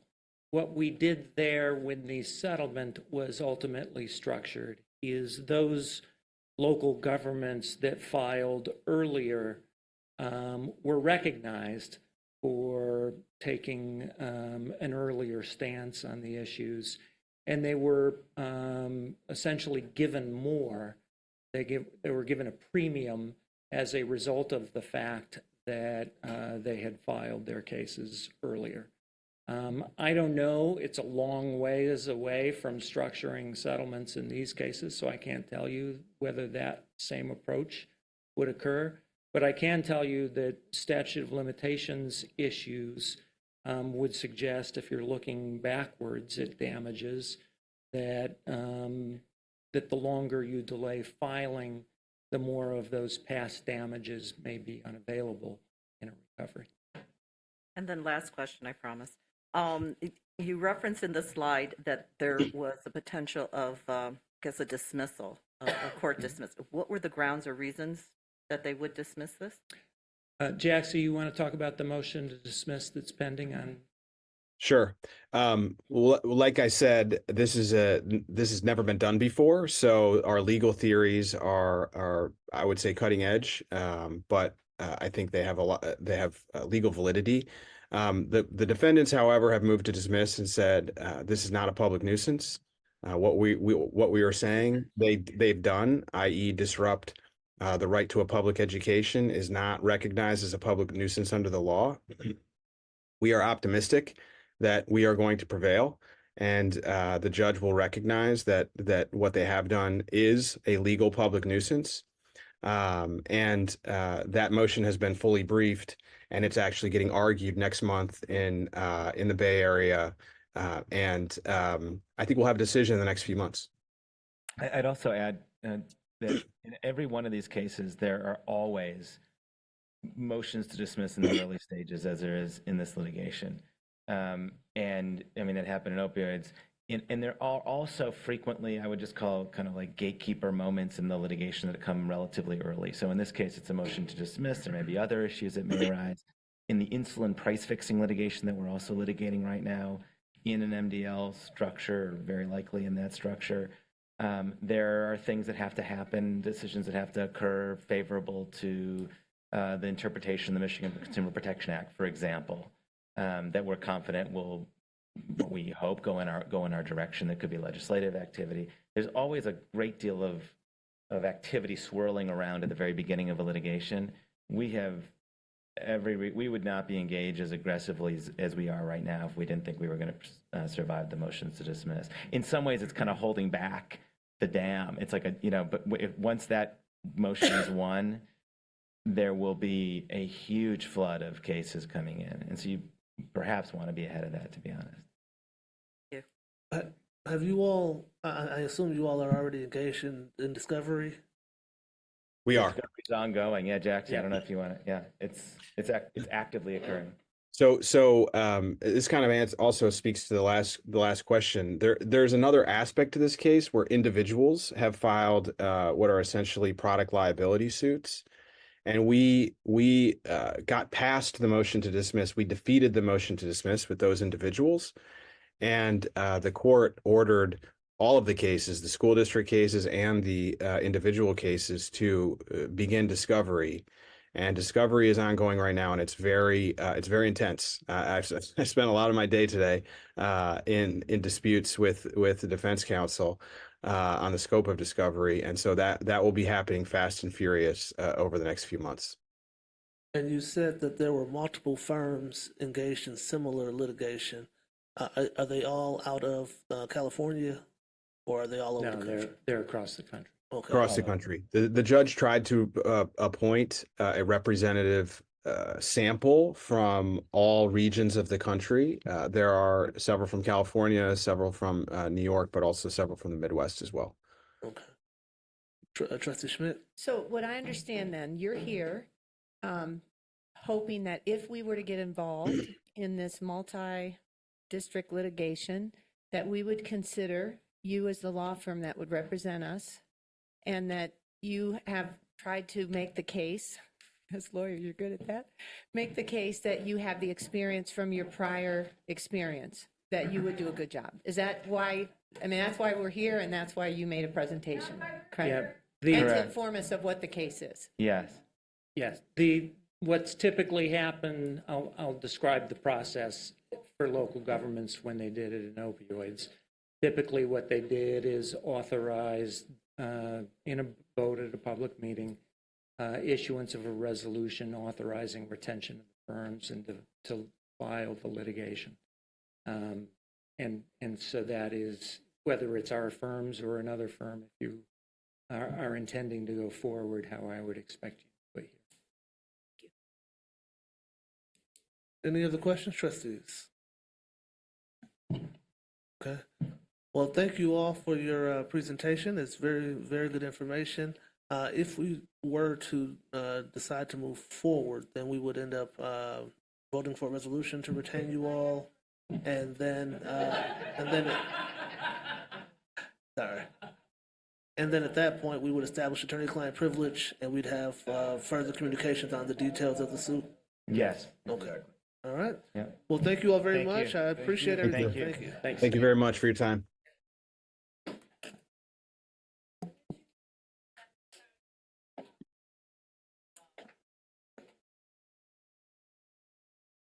All right, we are now down to study session item B, which is budget reduction discussion. I will invite Superintendent Parks to lead us down that path. Thank you, President Feaster. We have some members of the team coming to join us in sharing the presentation with you this evening for the trustees to then have some conversation and discussion and give us your input and feedback and the considerations that you'd like for us to be taking into account as we begin to develop a comprehensive plan for our district. Thank you, Superintendent. Okay. So we have, so the agenda for this evening is, again, creating a little bit, restating a little bit the context for our budget, talking about where our values are as it relates to how we will go about actualizing these reductions, some of our short and long-term focus areas. We're going to also share, as we indicated we would do, the feedback that we got from the budget or engagement that we did with the community, from the survey to some of the meetings that we had also. And then we're going to share a little bit of additional information by topic area, talk about some next steps, and then turn it over, trustees, for your discussion. So our budget context, just a reminder, as we've talked about before, some shared understandings for our discussion, and is that the budget is dynamic, you know, and our planning is based on the best information that we have available to us at a given time. And so it will always include some assumptions, because the only numbers we know that are static and set are our audited actual numbers. So our budget projections are going to be approximate because they are dynamic based on the fact that we are operating with the best information that we have available to us at this time with unaudited information. So our values are around, of course, student achievement and well-being, supporting our staff and instructional excellence, inclusive and accessible learning experiences, and also operational efficiency. So our immediate focus, we've shared this before, recommended reductions for central office and administrative staffing and services. We're going to also efficiently staff schools and classrooms at or below our contractually agreed upon class sizes. So that has been a question that has come up over and over. I'm sorry, Superintendent Parks. Ladies and gentlemen, we're trying to have a meeting and she's trying to give us information. If we can't hear it, then we can't move forward the meeting. And so would you please let us continue so we can finish this meeting and go forward, please? Thank you. So we're going to review and evaluate our current programs and practices for impact on student achievement and for efficiencies also. And we're going to work towards stabilizing and increasing our enrollment in the immediate, and then in the long term. I'm sorry. So this is just a chart here for trustees to review our class size numbers and maximums that are contractually agreed upon. And so those are, and have been for many years in the district, our target class sizes in terms of established classroom maximums based on the contract. Okay. So our long-term focus beyond now, the immediate, so for next school year and beyond, includes a continued review of our enrollment as well as our capacity in our schools, in our enrollment in our schools, a continued review of our programs and our practices also. It also includes advocacy for increased school funding at both the state and the federal levels. And we are also going to be looking at the impact on student achievement of our programs and looking for efficiencies in how we bring forward those programs for students. We've talked about this also, going to be implementing increased measures for budgeting and personnel transparency. We are now researching best practices that districts use for that. And so we will be bringing those forward also. Then we also, if desired, will offer and find some Board of Education training and development opportunities on financial oversight. So I'm going to turn it over at this juncture to Ms. Margolis. Thank you. The purpose of the community budget engagements was to provide information about the budget. That's for the district to provide current information, and then to gather input, ideas from student, parents, staff, and the community that we are using to inform the plan to resolve the budget crisis and hear all voices in the community. We are continuing to update our FAQs as we go from all of our meetings last week. This is just a recap of what we have done so far in terms of our community engagement. The 19th of March through April 19th, we had student leadership engagement sessions. Then the March 22nd through April 5th, we had the online budget survey. Our virtual town hall was a week ago Monday. Tuesday and Thursdays, we held community sessions, one at Huron and one at Skyline. Wednesday afternoon, we held 2 different staff sessions at Pioneer, and then Friday, another staff session was held at Westerman. And again, we are updating the FAQs, which are appearing online. There are some common themes that appeared in all of the community engagement sessions that we held. Some of these themes included maintaining contractually established class sizes, supporting student well-being. This was a big one that all the students discussed with us. Equitable distribution of resources. Central office reductions need to happen first before teaching staff, which Superintendent Parks has talked about many times. The timing and the process for staff layoffs, and ideas to attract and retain students and to increase revenue.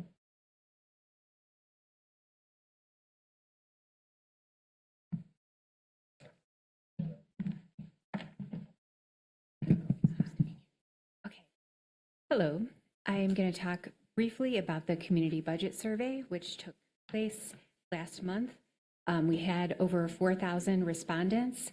We're really pleased to see almost 600 students, high school students, were part of the survey respondent group, and the majority were our parents, guardians, and caregivers. Next slide, please. As part of the budget survey, we asked the question for people to rank a series of things that are important in our schools. And it was really no surprise, but small class sizes was the most important for parents and guardians, staff, and community members. Most important for students was student well-being supports, social, emotional, and mental health types of supports. Next slide, please.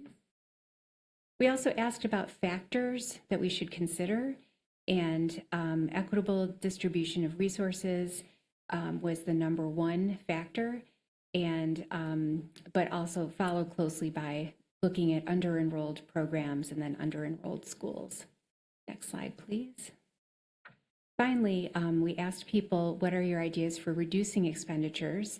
And again, top themes were reducing administrative staff, salaries, overhead costs, renegotiating contracts, cutting back potentially on technology expenses, decreasing those utilities and supplies and other operational costs, potentially reducing spending on athletics, extracurriculars, and evaluating specific programs.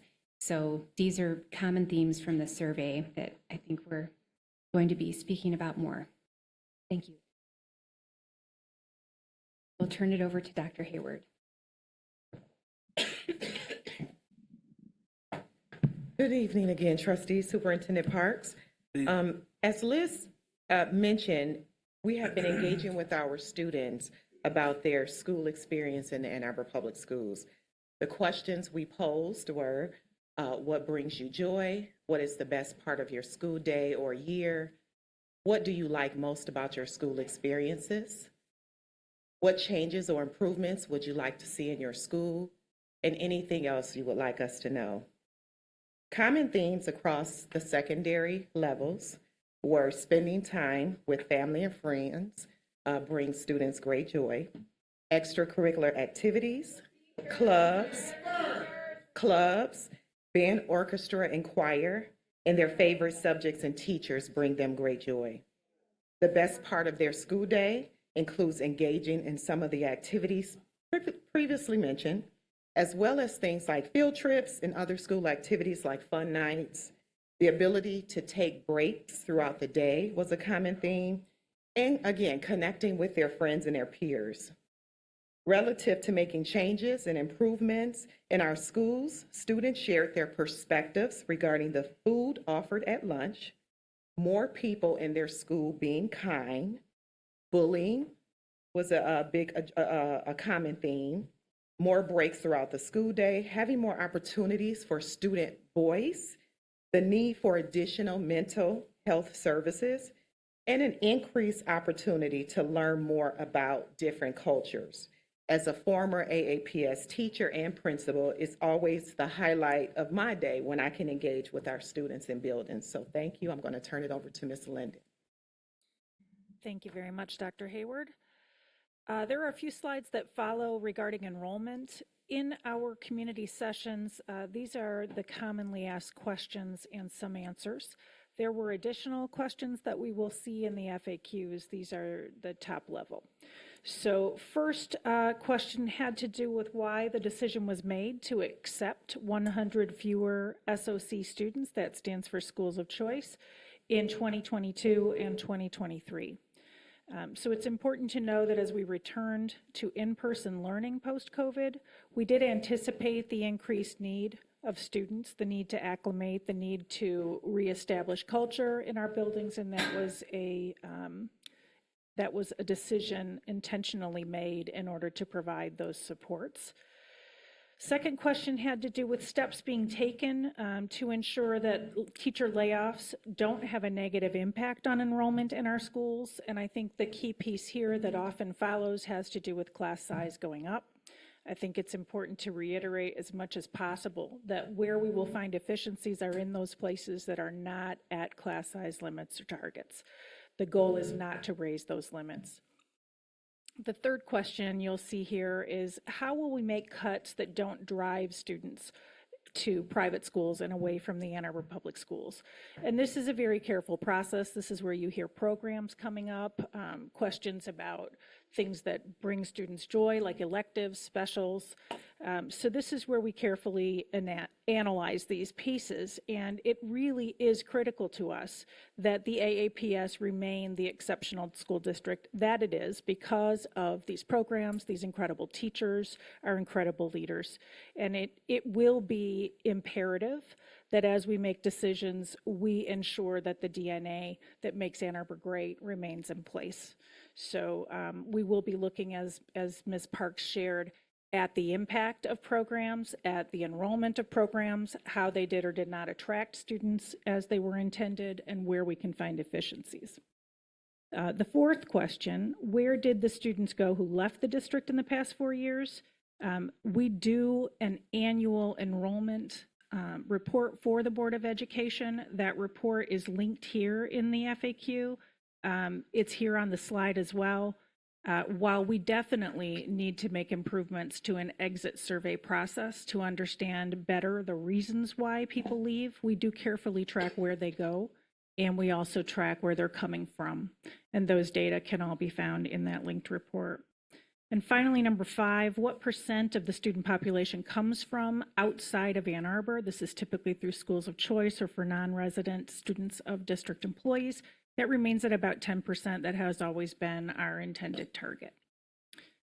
On the next slide, there were questions regarding how we plan and project enrollment. So there were 2 top questions here. How are the projections determined? They are determined through the typical number of applications we see year after year in district and schools of choice. It certainly has to do with student matriculation from grade to grade and any new developments being built around the district, anticipating whether those are single family homes and whether we intend to see additional students in those areas. Are there ways we can get more precise? This is always the goal.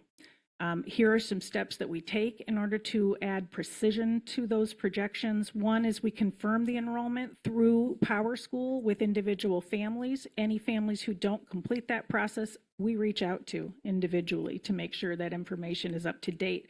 That is their intention, to remain with us in the Ann Arbor Public Schools.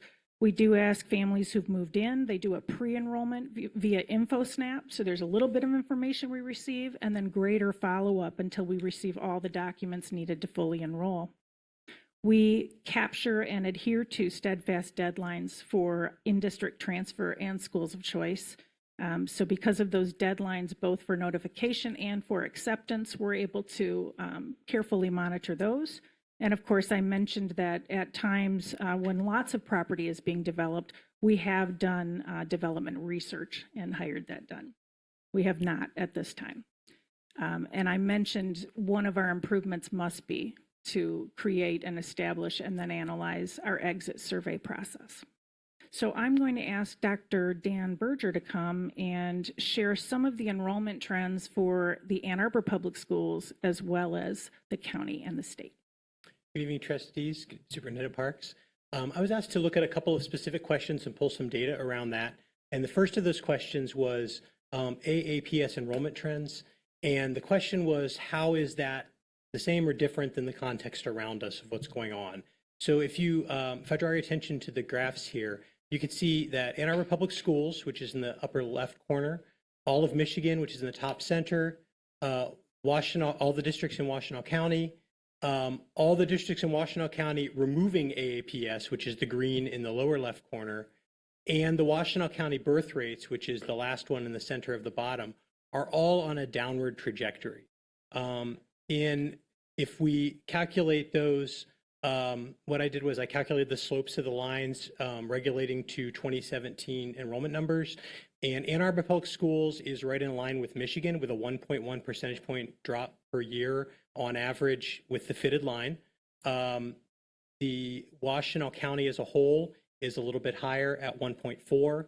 And if you take AAPS out of Washtenaw County and just look at the rest of the schools in Washtenaw County, it's a negative 1.7% per year.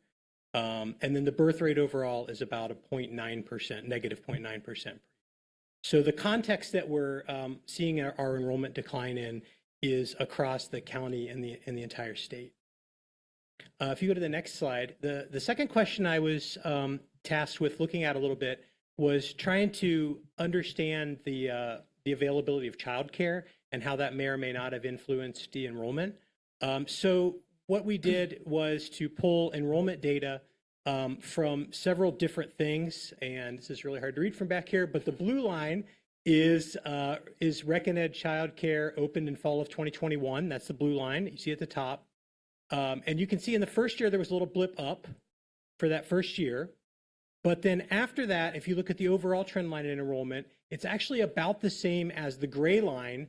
They're both at negative 1%, which is no school-based childcare has been offered since the pandemic. So those two are both at 1% decrease per year on average with the fitted lines. If you look at the next to the gold and the green line, those are childcare that opened in 2022 and in 2023, and those were both at negative 2%. I'm sorry, let me rephrase that. Sorry, the goldish orange line is the private childcare that was not done by ReckonEd, that was continuing the whole time. And both that and the green line, which is the childcare that opened in 2023, were at a negative 2% per year on the fitted line as the slope of that line. And the ReckonEd that opened in 2022 is negative 4%. So my conclusion was I didn't really see a strong correlation that said that opening childcare or not opening childcare had a real impact on the enrollment trend over time. With the exception of that first year, you can see that blue line blips up a little bit.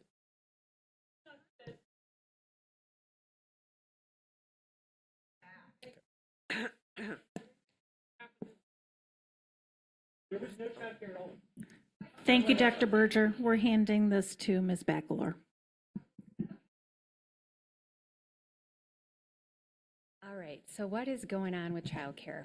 One of the questions is, will the district continue to add childcare programs at schools that don't currently have them? The answer is yes, absolutely. We understand that childcare is very important for working families. We're committed to reopening. Right now, ReckonEd provides care at 9 school communities. We're planning to open 4 more in the fall, and then continue to open the remaining buildings, potentially even next year.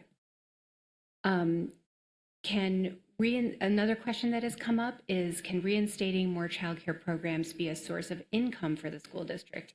And unfortunately, no, because ReckonEd has always operated not in the general fund. We're in the community services fund. We receive no money from the district whatsoever.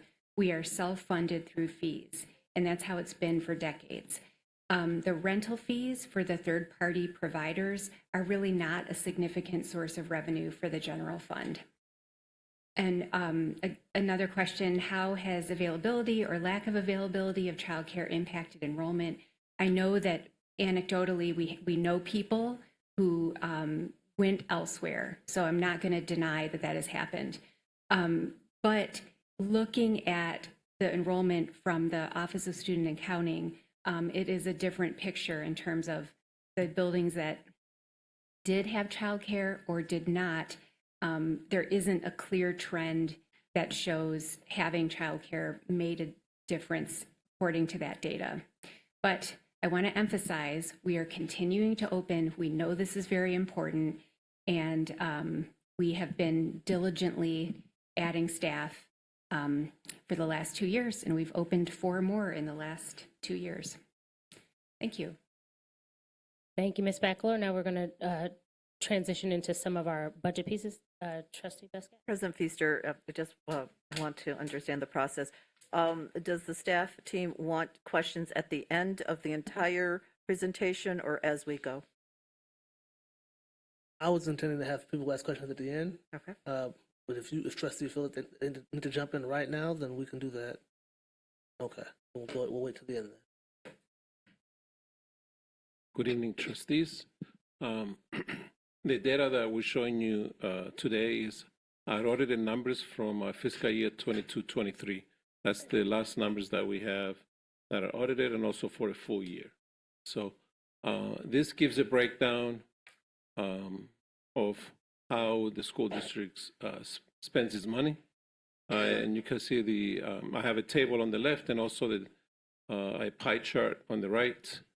And our wages, we spent approximately $317 million last year, of which wages and benefits made up 82%, which is approximately $259 million.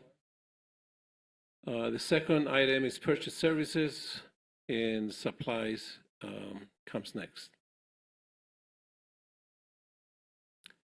So this breaks down how much is wages and benefits, and you can see the $259 million is broken down. Wages about $143 million last year, or 56% of the pie, and then the remainder about $115 million is broken up into different parts of the benefit package that we offer to the employees. The biggest piece being the retirement, which is approximately $78 million. And then health insurance at $22 million, and then FICA approximately $10 million. I have to say that on the retirement side, that a big portion of it is reimbursed from the state. There's in and out. So last year it was because there was an extra $14 million last year. It was approximately $44 million of that. So this shows on the left, the table shows the number of employees that we have that are not hourly. It's salaried employees, and the percentage right next to it. And then on the right-hand side, you see how much you spend on salaries and benefits based, and then the percentage of that for each of the groups. So I'll give you a couple minutes, a couple seconds to look at it. But obviously, our teachers is the biggest group as far as employees, and also the share of the pie of the salaries and benefits. I'm not disputing that. Sounds like the trustee Cordero has a question. He'd like to jump in now. Go to slide 24 real quick. 24 That's or the one. All right. 22? Wages and benefits detail. That one. 22. Yeah. Just looking at the right column, I see either version that's on there doesn't have on the third row for retirements on the original document is 0.3. Sorry. You good now? Okay.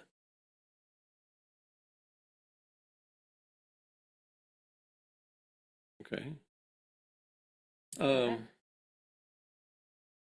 I think we can move on Yeah, to the next there was slide. just a correction, but I see it as corrected on the slide. Thank you. Thank you. Yeah, usually when we put this together, there's some formatting issues, and then after we review it a few times, then we find those mistakes and fix them. This shows a breakdown of purchase services, which is the second biggest item, and which is approximately 44 million, almost 45 million. And then we pick all of the vendors that are over 600,000, and we'll display them here. And then on the very bottom, you'll see we have 6.7 million, almost 6.8 million, and that's made up of 400 vendors. But you'll see ABM, EduStaff, Durham, PCMI coaches, graduation allowance, and so forth. All of the major vendors that we use in the school district. So move to the next one. And this shows the breakdown of supplies. And in here we have our utilities, which is close to $6 million, including gas for buses and so forth. And then supplies, teaching supplies and textbooks, almost 2.5 million. Custodial supplies about 500,000. And then other, which is again is made out of a whole bunch of vendors, about 1.2 million. Next slide, please. This slide shows retirements, resignations, and terminations. And then it's shown by month on the left-hand side. And then you'll see in January, unfortunately, we had a staff member that was deceased. And then we had approximately 108 employees resign. And then you see the effective date of the, which month. And then we have so far 17 retirements. And then there was one termination. So the total of 127. Of those 127, 82 were filled.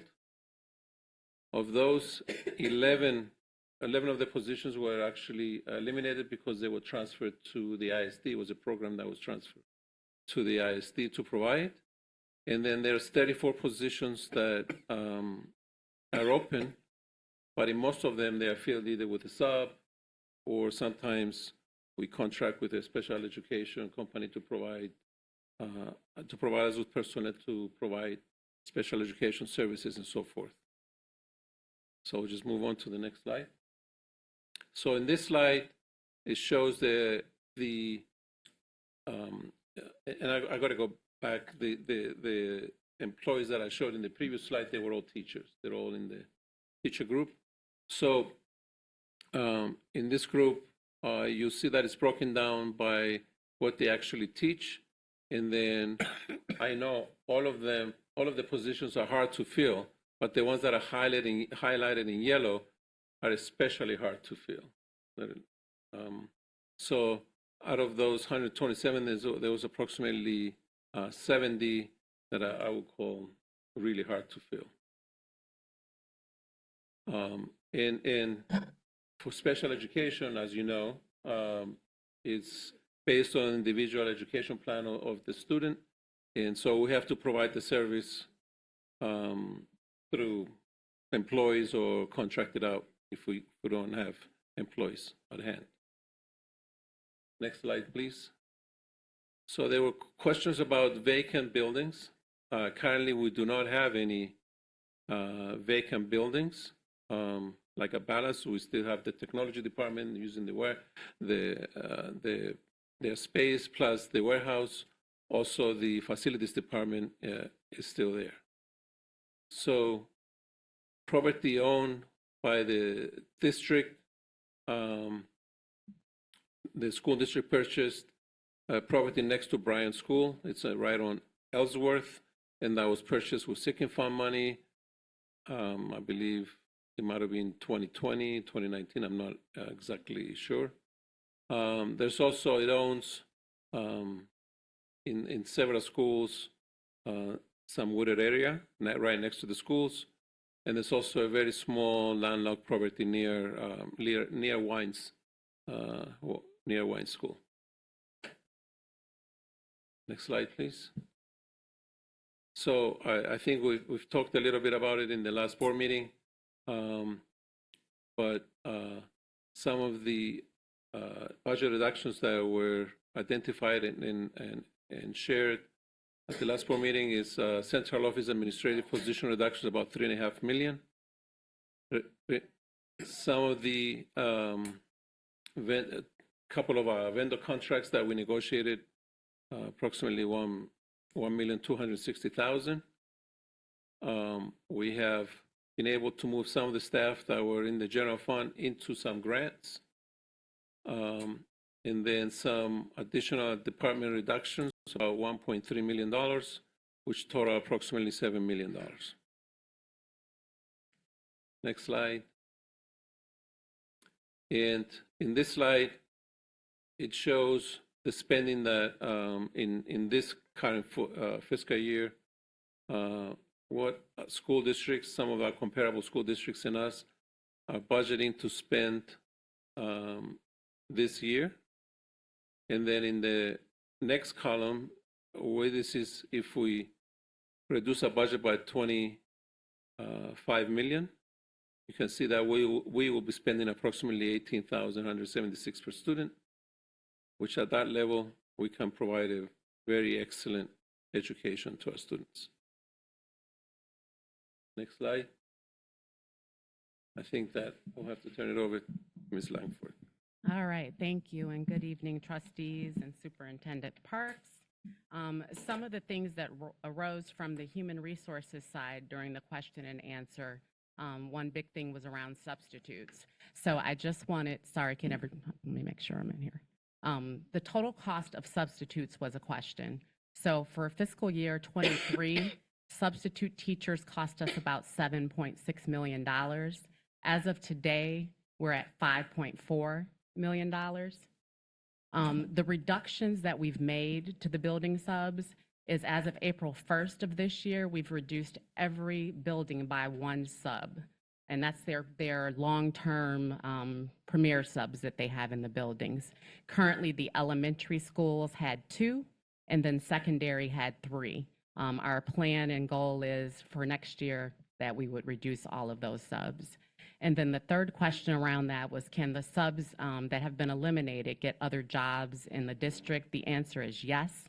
They're still able to pick up daily jobs, and they can also work in other districts if they're offered, if they're signed up with those districts. Next slide. All right, so talking about retirement, resignations, or any kind of exits was another highlight of the question and answer for HR.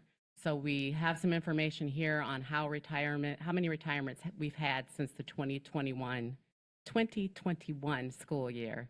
So if you read down there, there are 64 exits. We also outline for you the number of retirements from those exits. So other things obviously would have been resignations or terminations or other things that may have occurred. 21-22, 175 exits. 22-23, 136 exits, 23-24, 127 exits, and then 24-25, we moved, as some of you probably heard me speak at our staff meeting last week when I announced that there were about 143. We wanted to make sure that we were capturing the exits based on when they actually occurred. So that's why we moved it a little bit. So for 24-25, we already are putting 7 exits there because they won't occur until July 1, or they won't be realized. The question of what does it mean to reduce staff through attrition? So staff reductions through attrition means that if a position is vacated by an exit, so no matter what the exit is, and it's deemed necessary to fill that position, or not to fill, that position could be eliminated. So that's what we look at when we talk about attrition. Next slide, please. All right, the other topic that came up for the HR department was what is the process and criteria for layoffs? So for teachers and administrators, Administrative Regulation 4830 R01 will be used in determining layoffs. So that's what we will be following. The first criteria will be based on evaluation effectiveness rating. We will look at discipline next. We will look at needed certification, and then seniority. All other unionized staff have seniority as the process for reductions outlined in their contract. The other part of this question, I think we took off the top part, but people asked what we'll be doing to help some of our laid off staff. We are currently in the process and trying to get something scheduled in May of 2024 to work with the variety of vendors, and I just put a couple of them up there: MWorks, other districts we've talked to, CAPNIC, U of M, and others, to offer potential job opportunities, unemployment information, information on COBRA, and things of that nature. So again, these are things that will be put out on the FAQ. So the first one was, if teachers are laid off, when will their health insurance expire? August 31st of 2024. How many teachers will we need to lay off?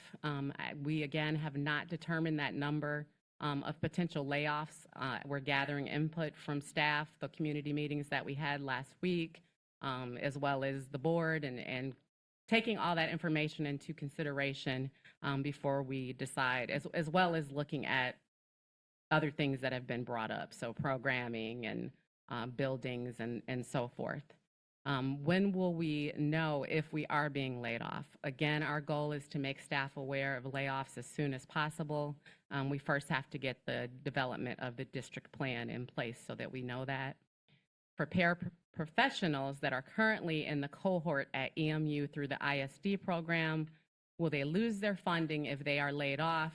So in other words, would they still be able to continue on in that program? And the answer to that we've confirmed with the ISD is that if a paraprofessional gets employment in another district within the county, they will be able to continue the program because it's sponsored through the ISD, so you would have to work in Washtenaw County. And then the last one, I think I've already answered in the previous slide, but how will evaluations be utilized when making decisions? And again, that is the first piece of criteria that will be used when we're looking at administrative and teacher layoffs.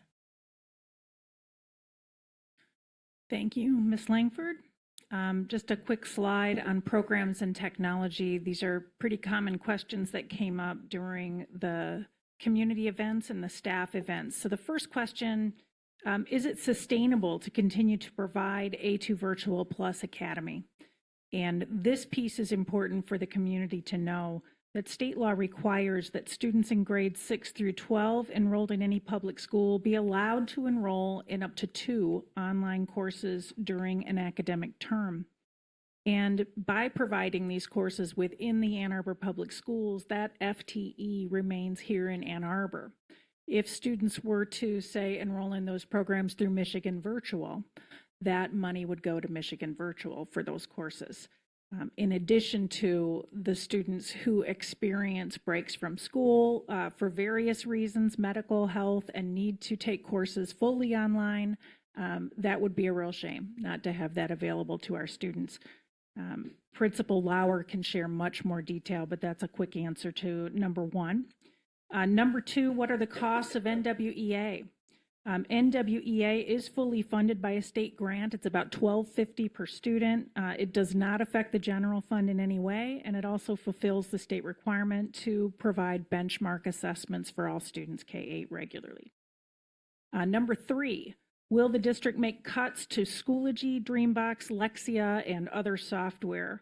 So lots of that work is going on and has been going on for several weeks. So the district is in the process of analyzing the usage statistics, as Ms. Park shared, impact on achievement, impact on student needs, and seeking every possible way to reduce costs through software.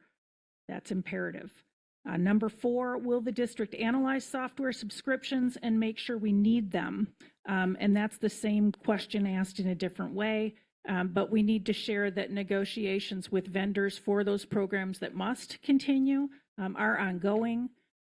I can share that many of the vendors have significantly reduced costs already, and a few have waived all fees for a year.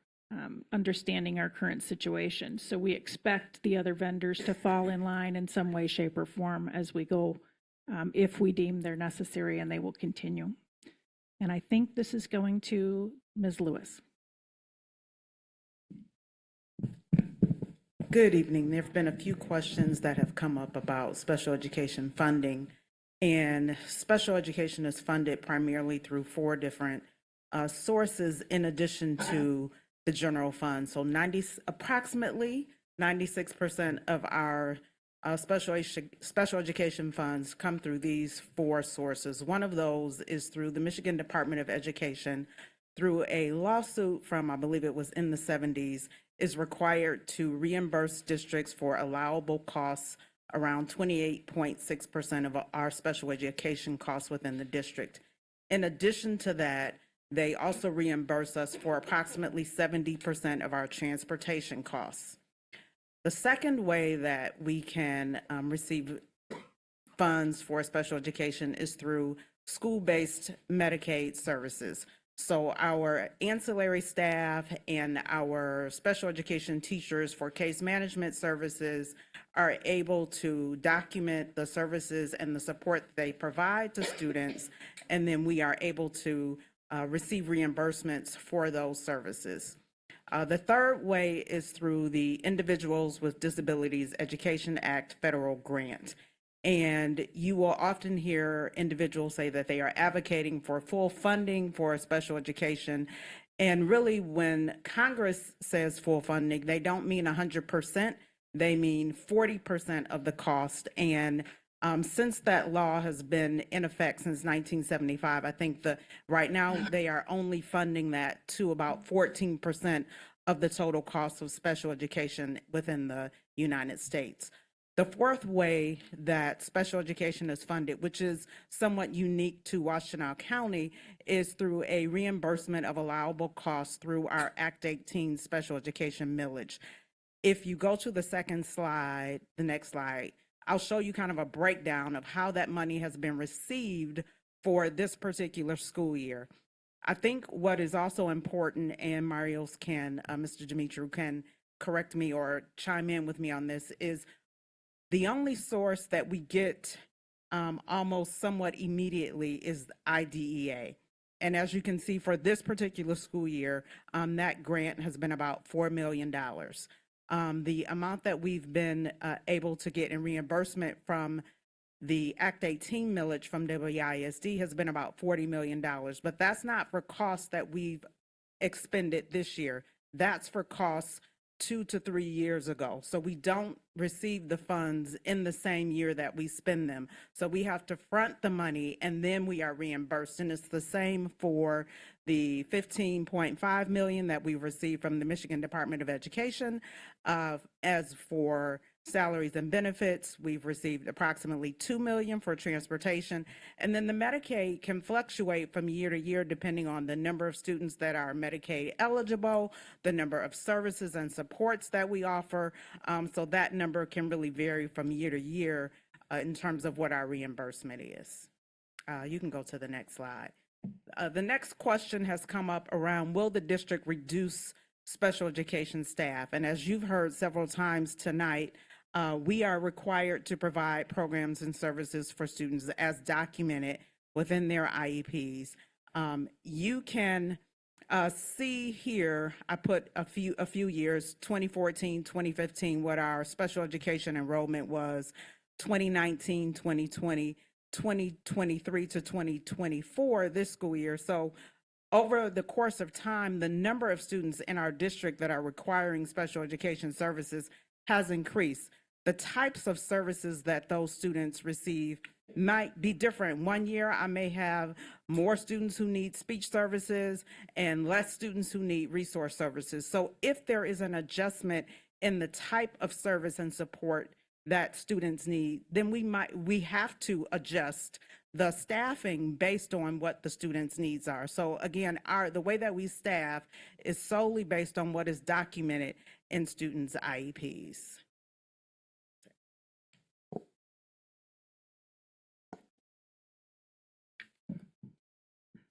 Thank you very much, Ms. Lewis. Some of the revenue ideas shared in our community meetings and staff meetings centered around building rentals, fundraisers, incremental increases for fees, and of course, as always, legislative advocacy, extremely important. The top piece is the result of a deep look at our enrollment and looking at where students have gone. What we noted is there were a number of families who elect to homeschool within the Ann Arbor Public Schools. And as a homeschooled family and student, they do have some entitlement to enroll in electives and specials. And what we noted is having an online option for those was pretty attractive. As we reduced A2 Virtual Elementary, we noticed that a number of families are taking advantage of those virtual programs in other districts. So there's an opportunity here to take a look at what homeschool families desire and create something that works for those families and therefore bring back some of that lost FTE. So that's something I need to just congratulate Principal Lauer for working on a plan for that. We look forward to bringing that to you soon. So in addition to those revenue ideas, we also want to just kind of express again our next steps. We're going to continue to update those FAQs. We are looking at the feedback that we've received and we will use it to inform our decision making. We're going to continue listening and engaging with our stakeholders regarding input and suggestions. Just because we've held our community meetings doesn't mean that that is over or that we will stop doing that. We are going to begin the development of recommendations for the comprehensive district plan and present that plan to the Board of Education and community. We are continuing to engage with our staff partners who I have been able to engage with on several occasions regarding their suggestions. And we've been able to have some great dialogue there around those things.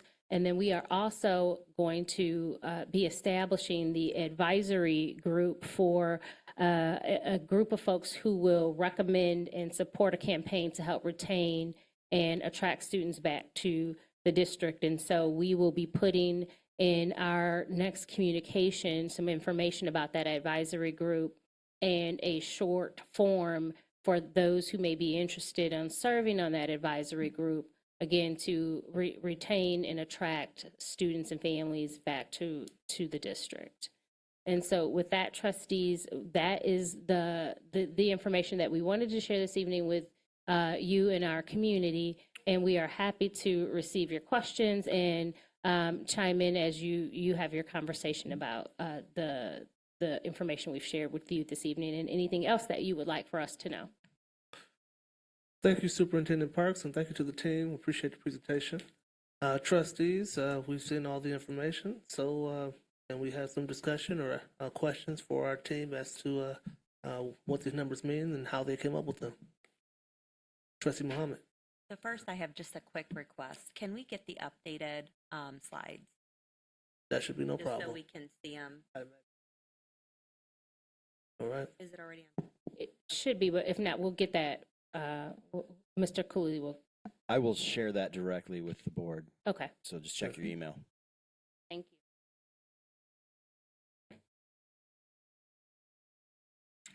So I guess one of my questions was around the computer programming and technology. I believe I saw a slide that said that it was about 3.5 million that we spend right now on programming for computers, and I think I heard that we're in negotiations to reduce that as well. And some vendors were offering to even give us a year pass. So please, if you wouldn't mind clarifying and elaborating on that for me. Yeah. And Dr. Yep. I'm here. I'm sorry. I'm handling two technology problems at the same time. So we have been working. We work really close with our vendors. Those technology purchases. First, let's just take a step back. In general, businesses have to have both, instructional and operational technology. We live in a world of cybersecurity and automation, and we are a large district. So, when you put it in perspective, we need tools to be able to do our job. We've been working both on the instructional side and the operational side. On the instructional side right now, we have about $24,000. We are just early in the game. Yesterday, we received a grant, 1 year, fully paid, Project Lead the Way. Wow. So it's great news for the district. We've maintained a longstanding relationship. We're nationally recognized. They recognized our problems, and they came through to pay those fees. So we take those off the general fund, which is really exciting. On the operations side, we are $162,000 in savings at this point. Again, we still have work to do. We have been working on this for months. We typically work on software for months. So once I come see you in March for E-rate, right, we close that, we open up software. So we pretty much have a cyclical system. And what's the 3.5 that I saw? Was that the starting point, and now we're trying to chip down at that? Yeah, the 3.5 includes lots of stuff. It's safe. We have I would call them bubbles. Right. So safety and security is a bubble, physical properties is a bubble, OSC is a bubble. Right. So we're trying to pull from all of the areas. And right now we're working on the cybersecurity grant. So we work all the time to keep our costs, within reason. That's great. I thank you all for negotiating with those vendors and trying to get that number down. I assumed it would be more than that. So that's why I'm just trying to confirm. 3.5 is, I thought it was less than what I would expect. Yeah, most we're a business. Right. So most organizations, we're at 1%. Okay. Right? Most businesses are at 5 to 7 to 10%. Right. What we are fortunate to have is a bond program. So we are able to offset just a large portion of our purchases. And so how we do it is anytime we make a technology purchase, the first thing we do is we go, is it bondable or not? And we work through that. Then we work through, do we have grant applications or alternative funding? And so, we seek those out. Our last resort is to go against the general fund. And I've got several questions if other trustees don't. Well, can I chip in on that question? Please, yes. If you will. So thank you, Dr. Pellstrom, for that. Can you, and maybe we have this somewhere, or Demetrios, I may have missed it. What percentage of our budget is regarding technology in terms of operations versus instructional, or do we break it out that way? It's 1%. Okay. Yeah, I wasn't sure if that's it lingers between just under 1% to 1%. Gotcha. Yeah, I don't think it's ever been above 1%. We run a very lean staff to get the job done every day. So that includes your staffing support as well, the 1%. Yeah. And then I think President Feaster may have already asked it, but I just want to make sure I understand. So the 1%, and you constantly look at other alternate funding as you go throughout the year. Yep, and just an example for our technology, our last Chromebook purchase, if you go back and look in the records, it was supposed to be $6 million. In the end, we received $3.5 million in grants. And it just happened to be a very fortunate time during COVID So we were able to get federal funding, we were able to get state of Michigan funding, we were able to get REMC funding. So we work really hard to maximize those dollars. And the remainder of that would have come From the bond. From the bond. That's not general fund anyway. Okay. That's like when we E-rate, Right. we're just, when we get those funds, we're just, putting money back in the bond. While we have you, there is a slide about Schoology and all the reasons for it, but I missed it. Is that bond money or general fund money? The last time we purchased it, it had some grant funds associated with it. I meet tomorrow in the next couple of days with the finance team to look at all of our future expenditures and see what grants we can put against those funds. But if we don't get a grant, it's general fund? It would be if we don't get a grant. Thank you. Yeah, software is never allowable in the bond. Okay, thank you. I had another, that's all I have for you. Okay. Sorry, but thank you very I'm much. just Okay. by the server room. Thank you. My next question was about special education. And so I think I heard that special education is approximately 96% reimbursable. That is correct. Okay. But it takes time for us to get that money back. We have to front it. That is correct. So are we fronting that out of the general fund? That is correct. Okay. All right. Okay. All right. Yes, Mario. So I think last year we spent approximately $66 million for special education services, including transportation. And we were reimbursed a little bit over 63 million. And there was about 2.6 million that actually came from the general fund. And you said it takes approximately 2 to 3 years? So every year we get reimbursed. Right, so this year we got a reimbursement from a couple of years ago. So every year you get a reimbursement, but it just takes time for it to come back. So this year the reimbursement that we got was for previous So school every year there's money coming back in? Yes. But it's just for 2 years ago? Or It's for based from- on the numbers. So from the state, it's based on last year's numbers. Okay. From the ISD, it's based on 2 years. So but there's always money. For example, this year we received $40 million from the WISD. And then, if I'm not mistaken, almost $18 million or so from the state. So based on it being 96%, approximately 96% refundable, not refundable, but reimbursable, excuse me.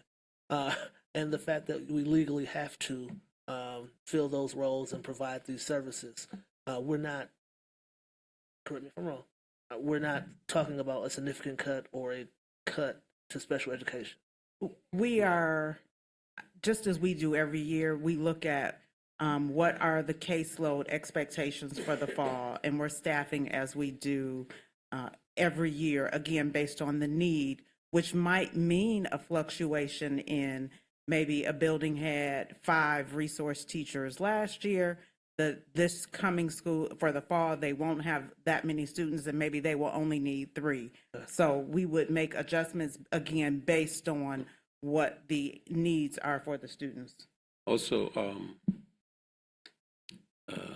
special education has some rules. One of them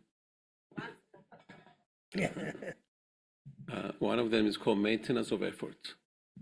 So, which basically means that you need to spend the same amount of money you did the previous year. And then there are 3 ways to meet it. You have to meet it one way. One of them is just total money. So if you spent $66 million last year, you need to spend $66 million this year. Another way is that you do it by head count. So we had 2,200 and some students. So then last year you have a calculation, how much money did you spend last year, how many students you have. So you get an exact for each student, and then you need to spend the same amount this year. And then the other one is by FTE. So if you spend so much money per FTE, then you need to spend the same amount this year. So if you meet one of the criteria, one of the 3, you're okay. If you don't, then there might be penalties. So they might take some of your, we received $4 million in IDA money, Individuals with Disabilities Education Act. So if, let's say, we're short by 150 or 200,000, they might take away some 150 or 200,000 dollars away from us.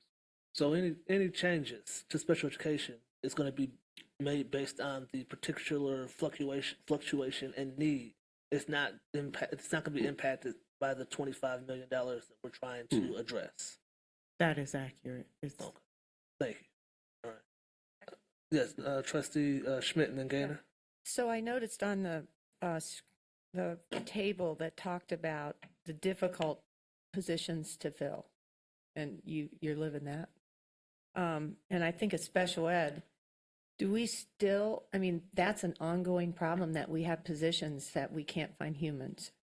Is that right? That is accurate. Typically, those are in areas such as social work, teachers for students with autism.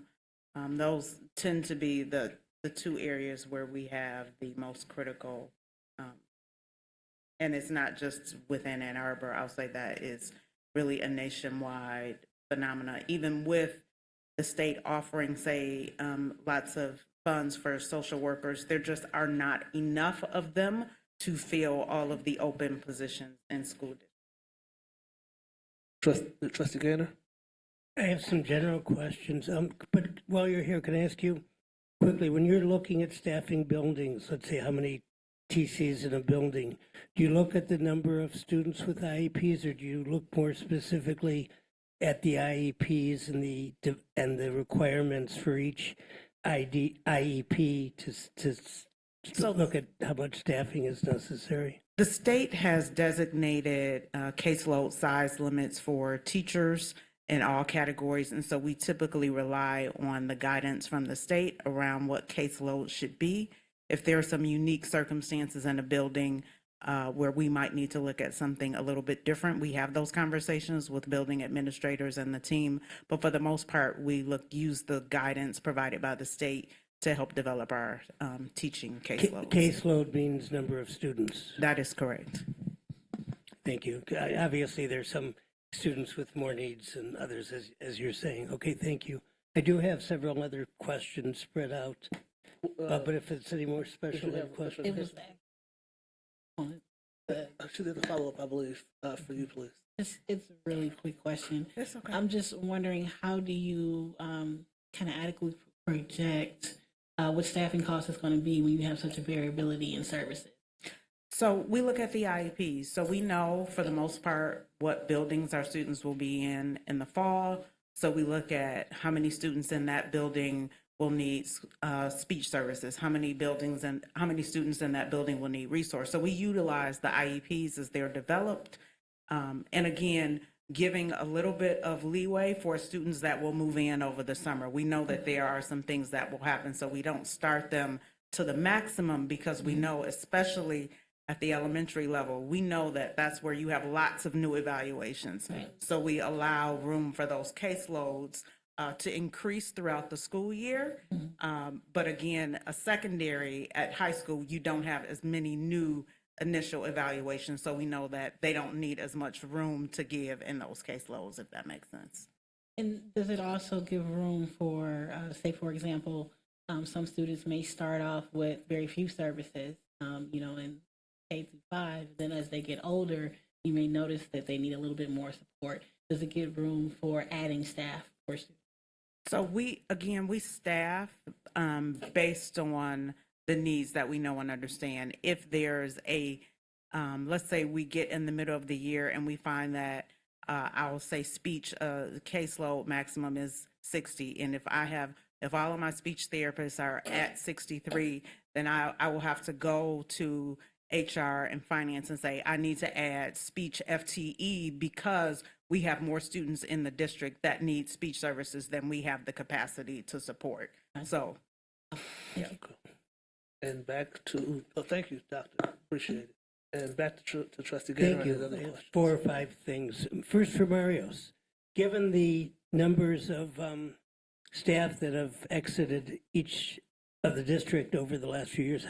Could you explain how you come up with 35, the number of 35, talking about, I think it's about attrition? Yep. So if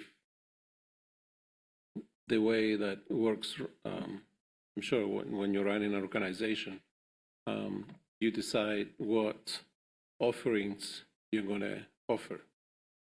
And based on that, you staff. So when people leave in the middle of the year, or even at the beginning of the year, if you need that, that whatever certification it is, whether it's a third grade teacher, whether it's a science teacher, then you have to fill that position. If you look at the data that we pulled this year, approximately, I believe, out of the 127 that left, approximately 80, I believe, left at the beginning of the year, which was in August. The rest of the staff left at different months. So if somebody leaves, it is not automatic that you're going to that position is not needed anymore. If we do it correctly and we staff what based on what's actually needed, then when somebody leaves, you replace them. For example, if there's in one school there's 3 third grades and they're staffed at 25 each. So when the teacher, one of them leaves, then you can't take 12 in one class and 12 in the other class. You need to hire a third grade teacher. You probably hire a sub until you find the teacher, and so it just happens that we when I showed the data, there's 34 unfilled positions.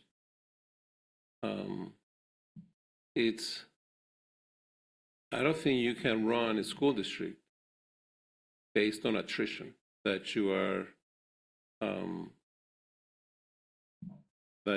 going to. You have to do it at the beginning of the year, and you have to decide what you're going to offer, and this is the staff that I'm going to have. Based on what on the assumptions that I made, it's 35. I believe that's a kind of a reasonable number to reduce the staff on an annual basis. Follow up. So go on. Yeah, Do you have maybe a it's the follow-up on same that question. I'm question? sort of trying to understand. Yeah. So Is it the 34 open positions, 35, or you just took a No. stab? I didn't You even just know took the a stab, 34 right. until yesterday. Okay. Because we're going with HR and analyzing the data. Sure, right. Yeah, until I yesterday. certainly understand that most positions have to be replaced. Yeah. Often they're replaced with a lower salaried employee, except for we've been giving high steps to begin with, but. I kind of knew when I was here before how many retirements we were having annually. Right. Which it would range from 20 to 50 or so in the teacher ranks. And that's why I chose the 35. From the not the, all the exits, but from retirements. Yeah. And so my follow-up to that, if you don't go mind. ahead. Okay.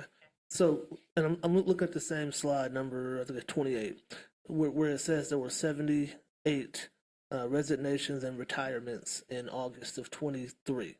Yes. So, the way in my mind, I'm 26. seeing, I said that wrong? Oh, slide 26. Okay. Thank you. Okay. In my mind, that's right before school starts. So are those largely teachers who have moved out of the district? These are all teachers. All teachers. All the data here that we're showing, it's all teachers. Okay, and they're retiring right before school starts. So the district, at that point, you're saying would have to hire substitutes until they could hire. So the school districts make their plans in the spring. Right. And they plan what programs they're going to have and what staff they need. Right. So over the summer, they hire the staff. So when people are retiring in August, Right. if they tell you in August, You already have a class set up for that teacher to teach. so then it takes time to hire someone. And so probably what's going to happen, you're going to hire a sub for a few weeks or so, and then you get a regular teacher to, if you find one, to serve in that class. So, long story short, that class is already designated. Students have already been broken down as being in that class. Yes. And then the district has to, that's a role that has to be replaced, or move those students into other classes, increasing those class sizes. Yes. So what's happening, I mean, it's happening now. What we're doing now is we are looking at enrollment. Right. So, so there's matriculation, there's all these factors, there's going to be schools of choice happening. All of those, kindergartners, all those things are taken into account, and then you have, by school, you have different grades and what the numbers are and what kind of teachers you need, and all those. You staff the schools, you start to staff the schools now, what you need now. So realistically, you have to replace those roles because you've already done the work to break that Yes, down. if you've done it correctly, yes. Okay, all right. Sorry, Trustee Gaynor. No, it's fine. Go ahead. Slide 23, please. This was the cost of, by groups. I did some calculations. We talked in another slide how wages are just a fraction of the total cost. Just for comparison, teachers averaged out for 1,474 teachers to be about a cost of $132,000 per teacher. In comparison, parapros were $52,000. Office professionals were $76.5 thousand, and cabinet level positions were $307,000. Of course, there were only 9 cabinet positions, but that's just for information. With benefits, you're referring, these are not This is salaries. dividing the number. It's salaries. Salary and Yes, benefits. yes. By the number. Yeah. Yes. So that wasn't a question. That was just some information. And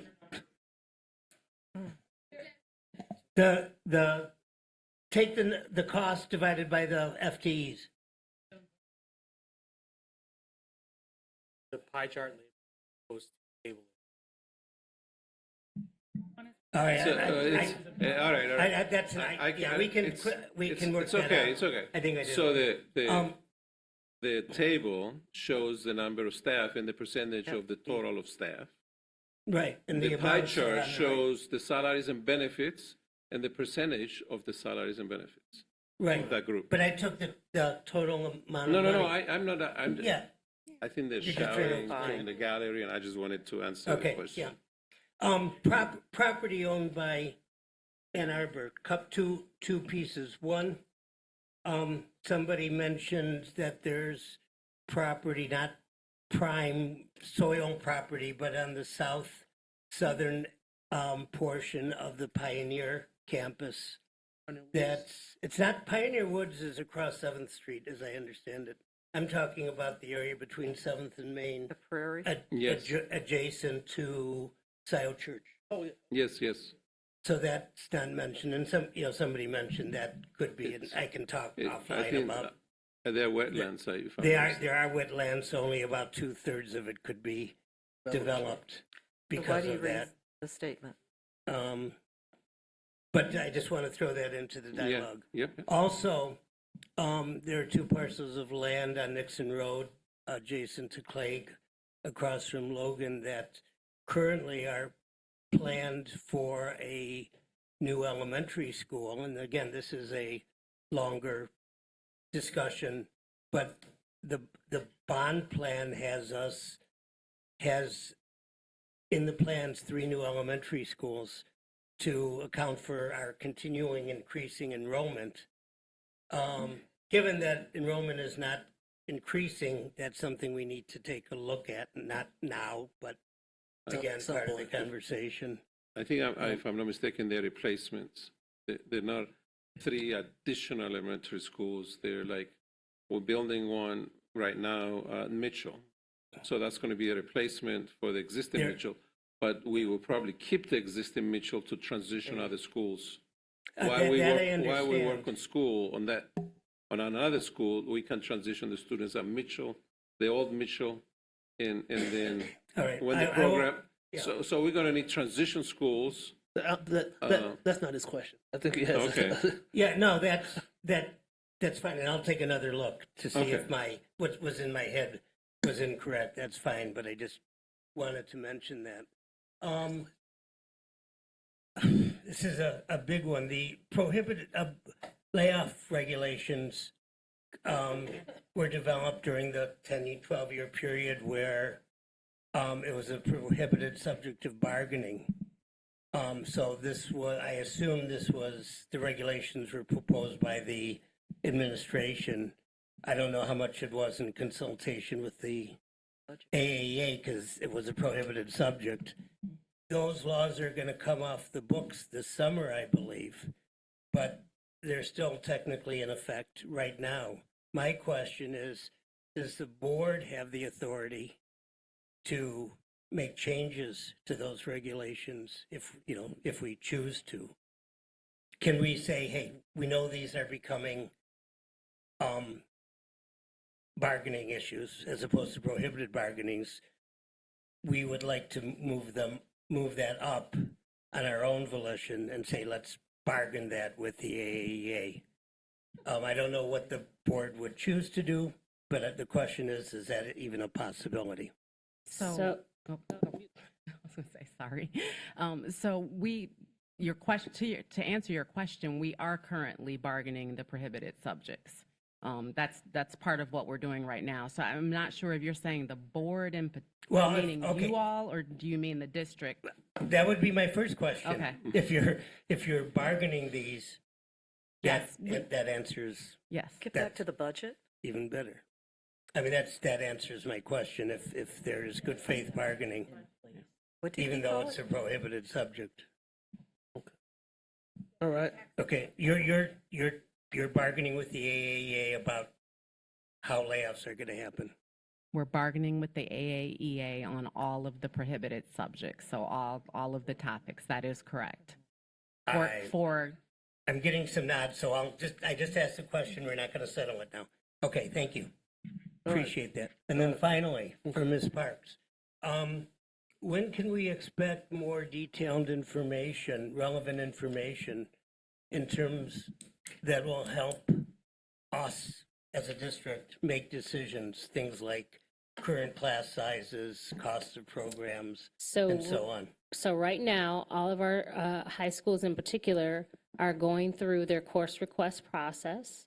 And so once that process is complete at all of our schools, we'll have a better sense of what our class sizes are going to look like. We are also in the process of in-district transfer, school of choice windows as well. And so when some of those enrollment numbers settle out at the end of those windows, we'll have a better sense of enrollment for all of our schools, secondary and elementary, and then have a better size of how we need to go in and look at class size if that's something that we're going to do. I don't have a list of all the questions. I know there's a question of costs of programs. What has it been? Enrollment in certain programs. You've partially answered that. When can people look for either information or the beginning of a plan? I mean, if we expect it tomorrow and it's not going to be for a month, that's not fair either. So yeah, as we shared in all our meetings last week, and you were there for several of them. Yep. We're going to be developing those recommendations to bring forward to the community and the Board of Education over the next coming weeks here. Thank you. Trustee Dupree? Just have a few general questions. So On the slide where it says the total expenditures, it said it's about $1 million, or a little bit over $1 million in miscellaneous spending. Can you give me an example of what falls under that?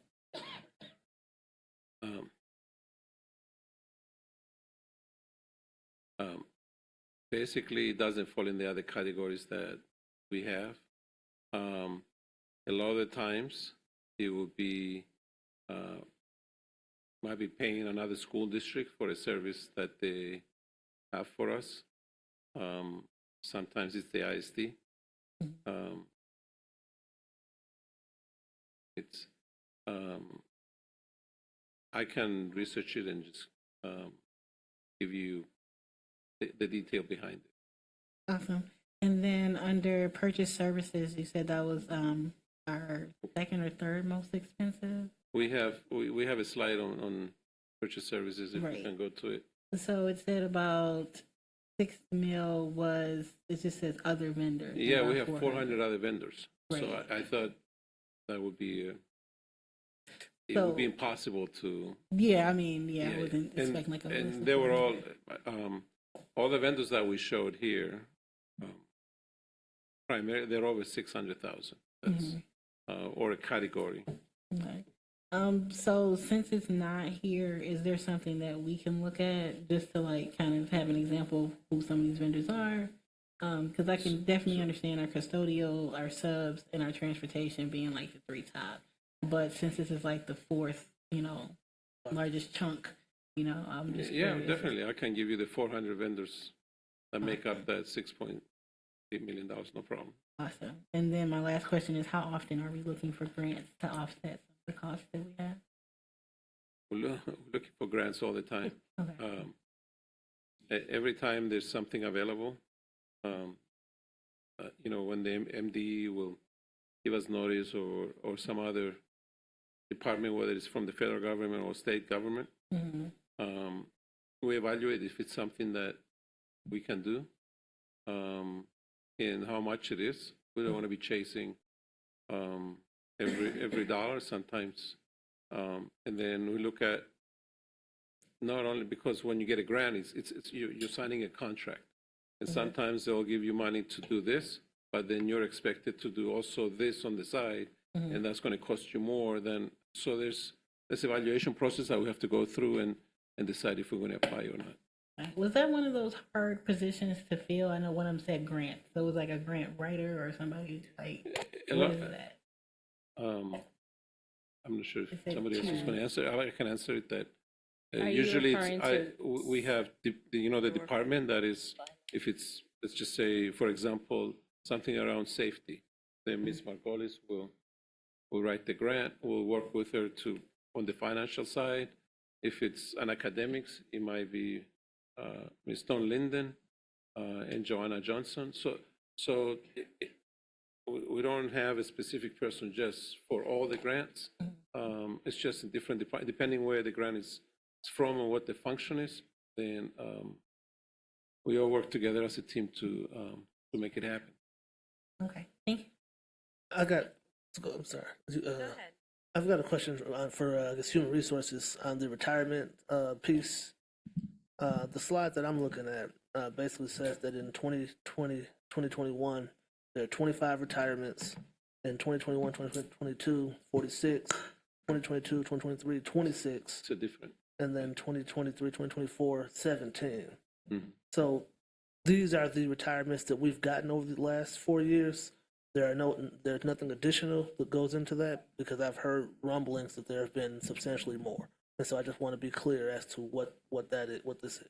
So these are the numbers of total exits, and then we took out the retirements. Right. So that is correct. Okay.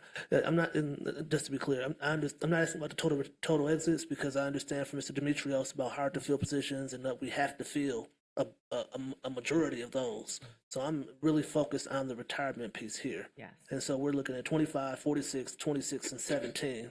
And thus far this year, 7. Two. Oh, 2. This sorry. year. I was like, let me go back and look at that. Which page are we looking at? 7 exits, so yes, Okay. All right. 2 of them are retirements. Okay. All right. Thank you. So there's not 100 or 150 retirements in any of these years? No. Okay.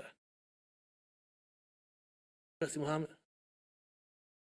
I wanted to ask, do we have the numbers of like program-related costs, property costs, operation costs? Do we have those numbers? So we're working on trying to get the property costs Okay. that are outlined on the slide. But we do know that the property at Bryant, that's adjacent to Bryant, was purchased with sinking fund for $900,000. So that's the only definitive cost that we are aware of right now. So we're looking into researching the cost of that. And we also know that the Ballas Administration Building in 2018, it was assessed, and the valuation at that time was $4 million. But these other pieces of property have not been assessed in quite a long time. So we're working on trying to figure out the cost for those things. As it relates to programming costs, we are costing out programming costs for lots of our programs, actually all of them. And so the hard part of costing out some of the costs for programming is because there's so many staff involved with some of them. It's hard to determine a finite amount for some of our programming costs. But yes, we are costing those out, all of them. Yeah. In terms of the ballast, because you were just asked about buildings, and that was your answer. My follow-up to that is, in terms of the potential of selling ballasts or something of that nature, do we know how much of that would have to go back to the bond or sinking fund or whatever? I know Mr. Demetriou said we put a roof on the building, I believe. So do we have can we get a number at some point as to how much of that would have to go back to those funds? And then obviously we I would look into that. Right. And the roof was done when I was still, I think, working here. Okay. So we will do the calculations. I don't know what happened right after I left. And thank you. Yeah. Sorry, Trustee Muhammad. Yeah. And it would help to even get like operation costs per building. 'Cause I think that's like a follow-up question, not just property value, but also operations. On that point, are you asking about the cost to run it versus the amount of people or like enrollment kind of thing? Or I think just running. I mean, just because that kind of ties into my, I don't know why this is echoing, kind of bond projects and trying to think of, that's kind of another question that I have with all these bond projects that we approved. Has this budget crisis affected it? And are we looking at, enrollment? Are we looking at, operation costs of those original buildings? Is it worth still going on? Okay. Like, are we reassessing the bond projects, I guess, based on all these numbers? Okay. Understood. Sorry. Yeah. Cool. So I don't know. I'm assuming that we're looking at this. We are. Yes. Okay. Can I throw in a quick comment? I need to apologize. I had a brain glitch. I don't know where I came up with 3 new elementary schools, maybe some pieces of land that we were looking at purchases. It looks like, looking at the schedule, that we're going to build a new Logan on that property on Nixon and turn the old Logan into a new preschool. And there's plans for a new middle school and the auditorium, but I was off base by mentioning 3 new elementary schools, and I apologize for that. Thank you, Trustee Gator. Yeah, and I think that's what I was trying to, are we looking at all the ball? Absolutely, we are. And reassessing, taking a pause. Of course, things that need to be done, need to be done.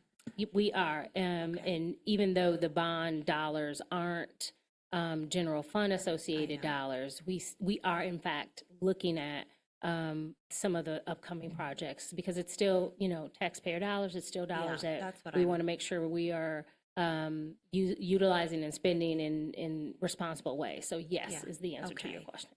And then I know that a question about the building sub. So is there a cost? So I know we're going to be reducing it by the long term by 1. We've already reduced by 1, and there's a plan to reduce all of them, all the long term. And what's that cost savings? I guess what is?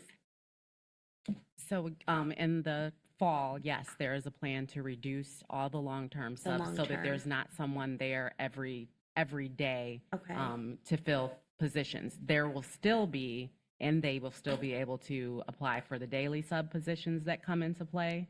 So the cost savings, or right now what we're using, and I don't think we have it, I would have to go to Mr. Demetrio. The 7.5 also million that we talked about, or 7.6 million, also includes daily subs. So that's a total cost for EduStaff substitute services. So I think we would have to come back to you with the number and what the savings will be by reducing. Because I'm assuming if you reduce them, you're going to need more of the daily. So is it cost effective? I guess I'm trying to understand the cost between the long-term versus. Yeah, so there's a different rate of pay for the long-term premium sub than there are for the daily sub. So yes, there will be a difference in costs because of that. Okay. Yeah, yeah, go ahead. Did they answer your question? the sub for long term is about 200 and. No, it's two. So the long-term subs are 215 is what they get paid daily. Our retired subs who work for us get 225 a day. Our daily subs are at 150 a day, but on Mondays and Fridays it's 175 a day.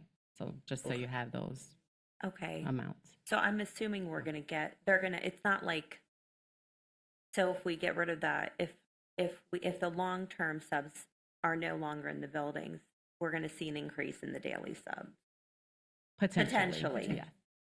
Okay. Trustee Dupree? Just a quick question. Do we have like a minimum number of subs that we have to staff through like any contract agreement with EduStaff? No. And I guess I have questions for Ms. Baculor, if no one else has questions first. Trustee Carahero and then Trustee Basket. You know, I just got a couple of comments and a couple of questions, really. I guess I'll ask the easy one first, maybe from Dr. Berger on the slide that had the left. Could you just explain the label on the slide for the left that had the down slope? I was trying to get an understanding.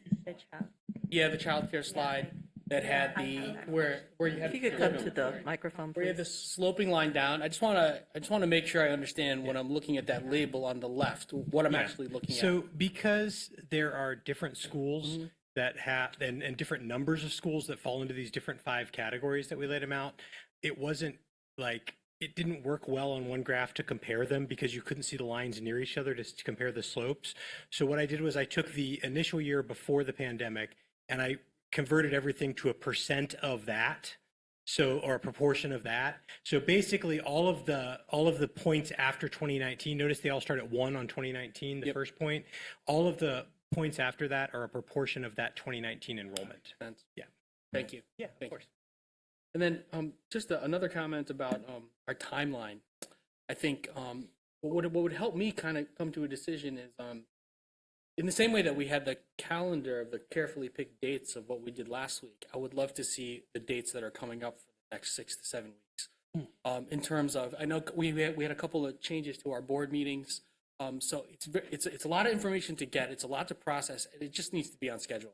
That I think that's something the community would love to see. Hey, we're going to have this engagement, and we're going to have another presentation on this particular day, and rather than say, I think tonight was a good example. We're going to get a budget presentation, but we're also going to hear this social media thing first. I think that in terms for our outward face for the community, I don't think that looks great personally. Yeah, that's certainly one of the things that I've been talking about with the exec committee. Yeah, so I think for our timeline and for our community and for us to help us have a good decision, I think that would be helpful. That calendar would be helpful to all.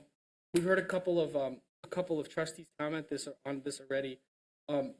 And I would say this as it relates to what you already said about not only the programming costs, but also our inventory of our buildings and their potential costs and what information we have about them, both as assets themselves, but also their operating costs, like Trustee Muhammad said.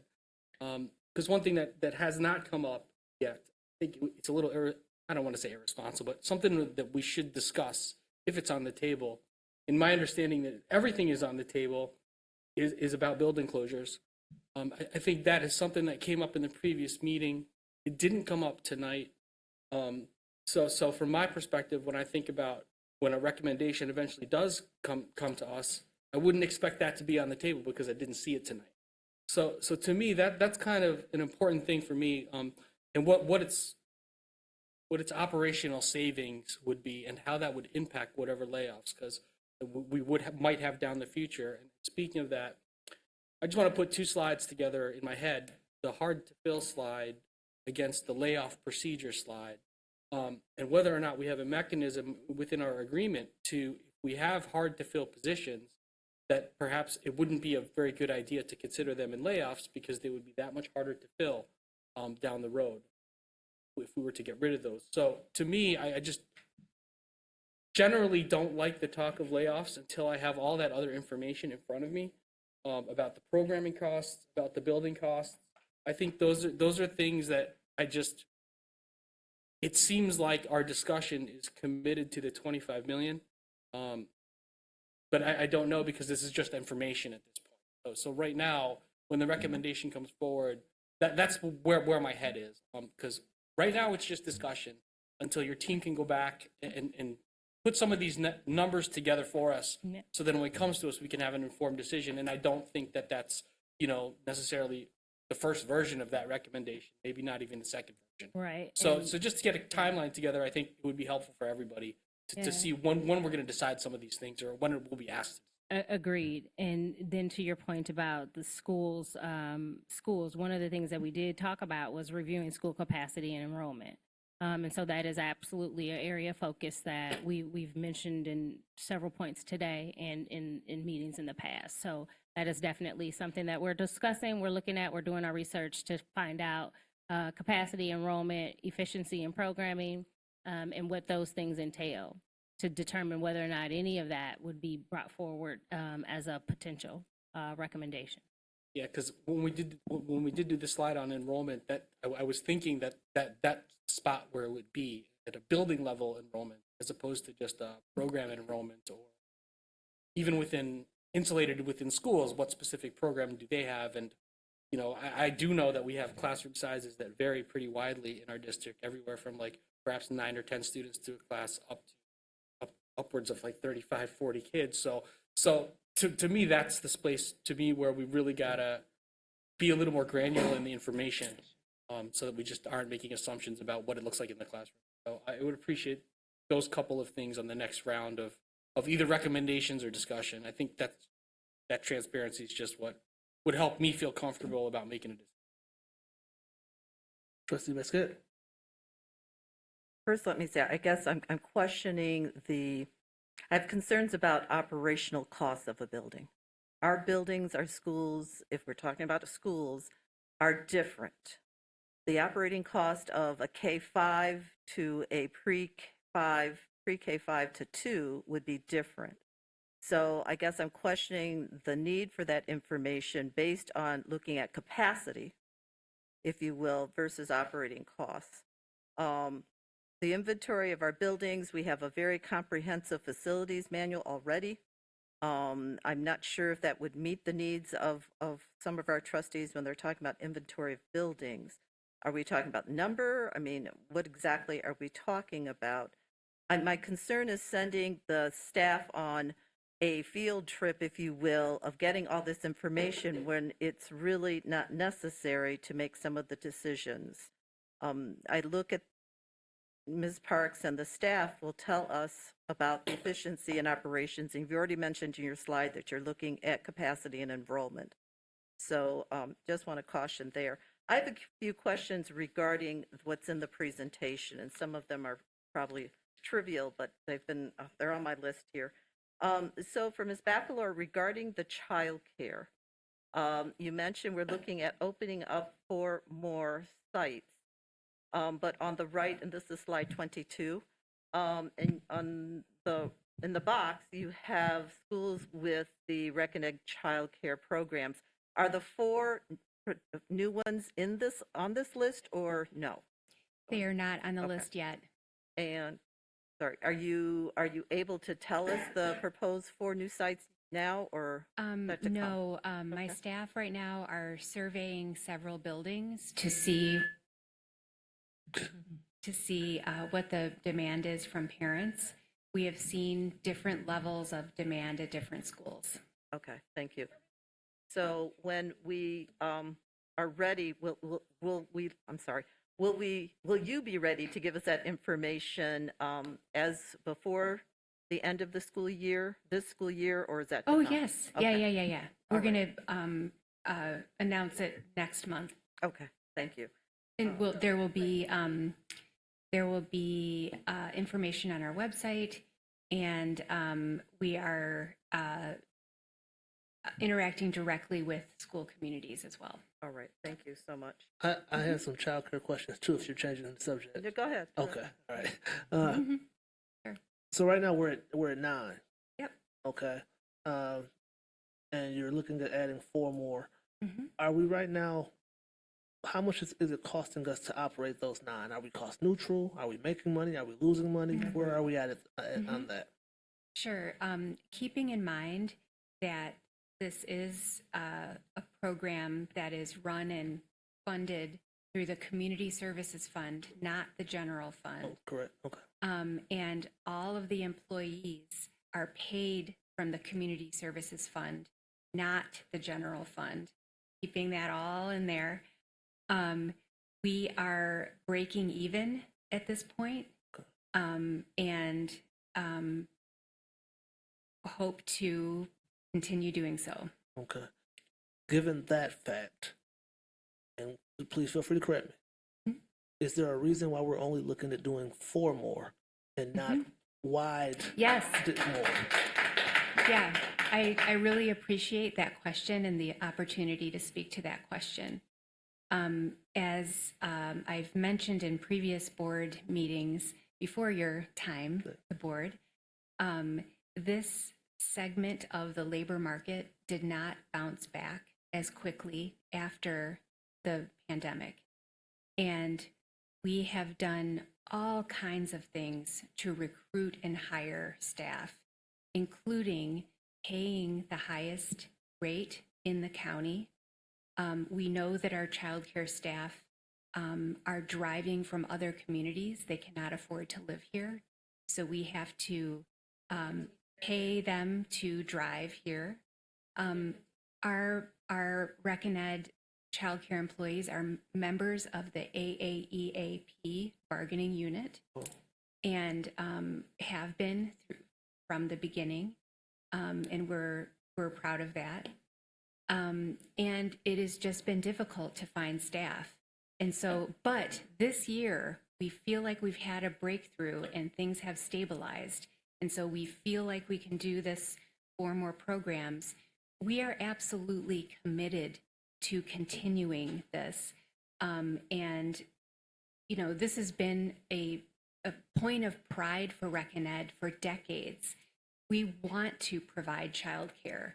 So my staff at Rec and Ed have worked really, really hard, doing all kinds of things. We hire high school students, we hire U of M students and other work study students, and people in various communities around here, and we pay very well. Okay. Because, and maybe it's just my viewpoint, I can't speak for other trustees, but if it's cost neutral, and if we can find the staff, I think we should make it as broad as possible. Absolutely. And absolutely. And you know, I think there are a lot of families who'll be willing to pay more to even, you know, even if it costs a little more, to pay more in different areas. Yes. Yes. So we have been reopening as we have hired staff. Okay. We cannot open a program if there aren't actually staff to run it. Okay. So we are diligently continuing. We have all kinds of things that we have done. And one thing that has really worked this year is having an agreement with Indeed to really highlight and showcase our job descriptions. We are competing with many other childcare programs, and this is a split shift. And when we have people who are driving from outside, it is a difficult position to fill anyway. And so we try to make it a great working environment, super, we do all kinds of stuff for our staff to keep them once we've got them. And it's just there I am. It's just a continuing challenge. And I think it has been something we've worked on very hard for several years. One more question, and I'll stop monopolizing the questions. It's a good idea. We provide educational opportunities to students. Like we pay for them to go to school to work with us. My question is, I think you said you're surveying families. Yes. And I'm just curious, is that like district-wide or in certain areas? Because I personally hadn't received a survey, so I'm just curious. Okay, where do your kids go to school? Paisley. We did a survey at Paisley. Okay. So I'm not sure why you did not receive it. It was sent to families there. Okay, I didn't receive it. Okay, well, I will follow up on that. All right, thank you. Yeah. And I just have Yes. a follow-up.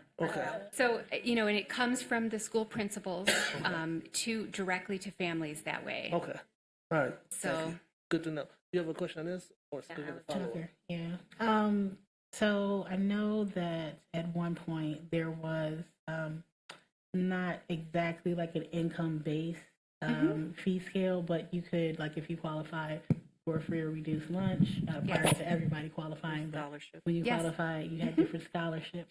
How do you still provide those while still providing a higher pay rate to entice people to come to? Yes, we maintain our scholarship program, which is basically a fee waiver program.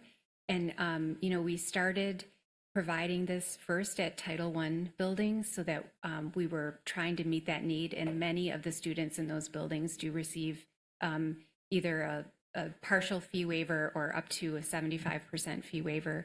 We also, a couple years ago, established a partnership with the Child Care Network, and families can apply through them and get a full 100% fee waiver for their, it's not a fee waiver. I think they pay first and then get reimbursed. So we are working to continue those scholarships for families who need it.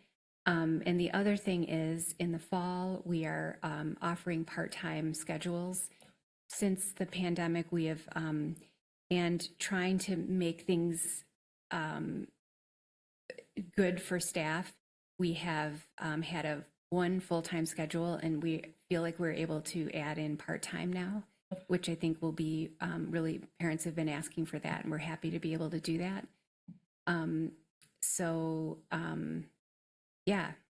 Those are many, many things. I could go on, but I will stop right there.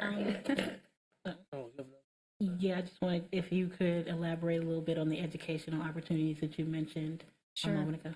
Yeah.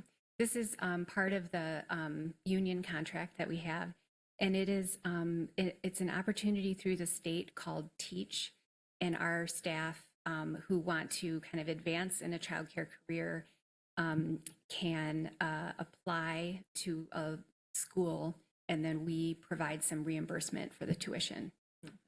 Yeah. So we're trying to also, like, over the years, make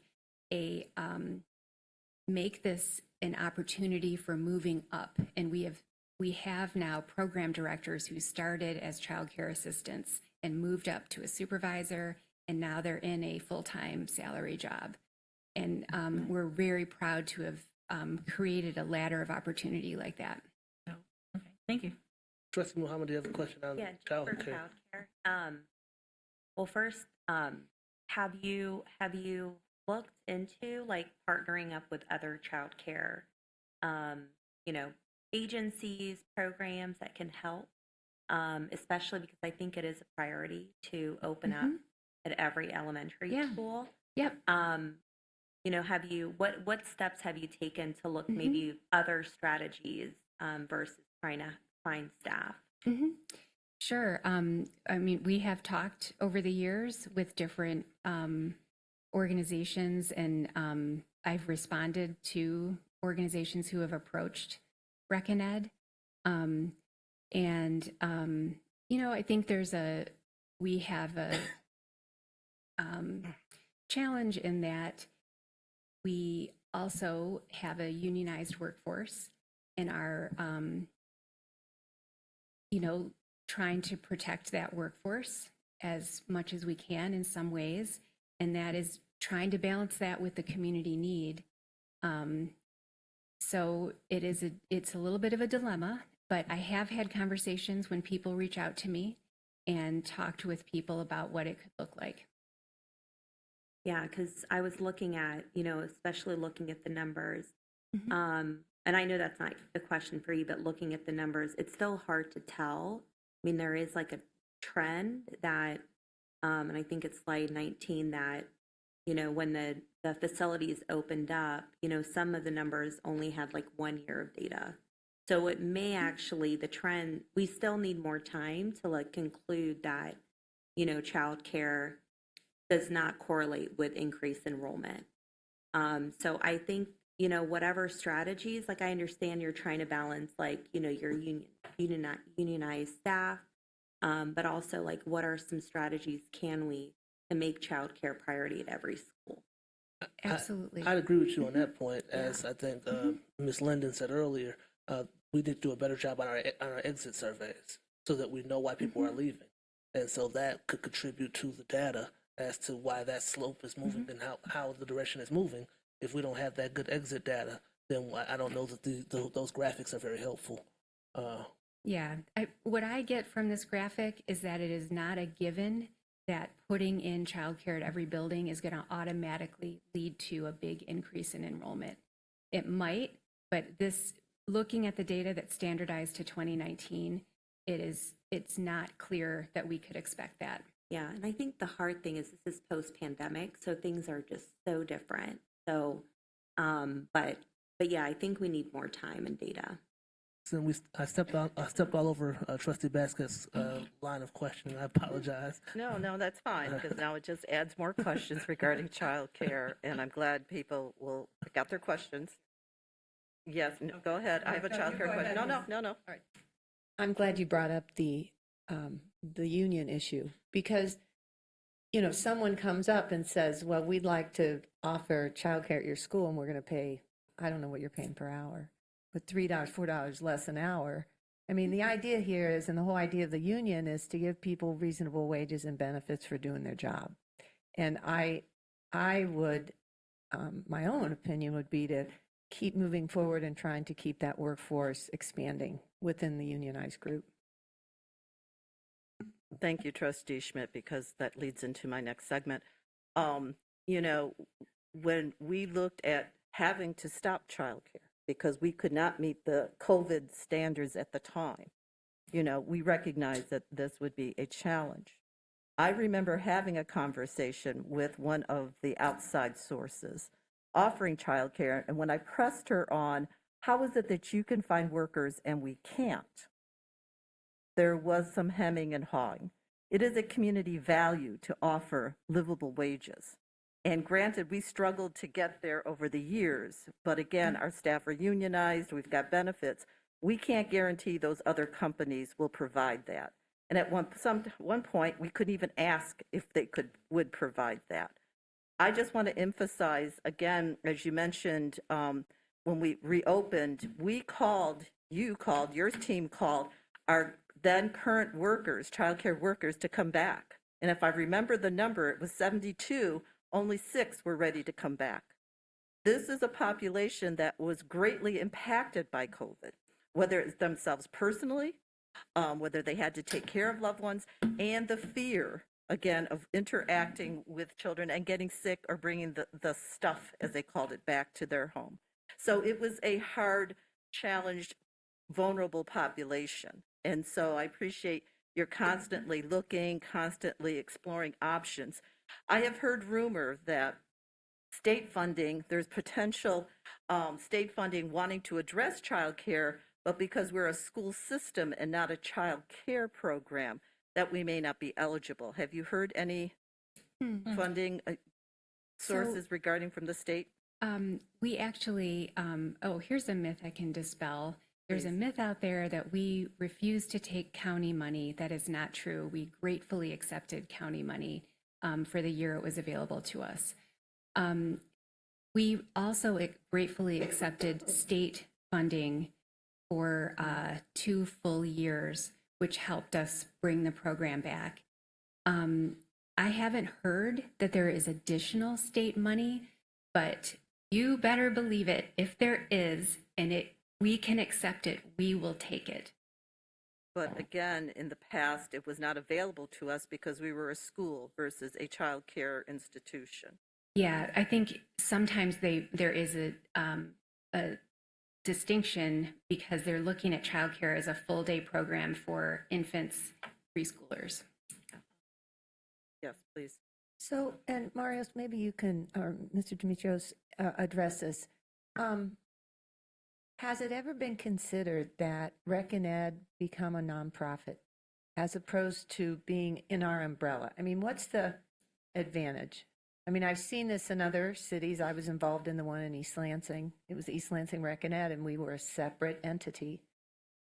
Would we have more access to grants and things? Or is that, it didn't make sense to look at that? I don't think we looked at it that way. It's always been a tradition that Rec and Ed is part of the school district. And I think if it's a separate entity, then we can't really have control over that entity.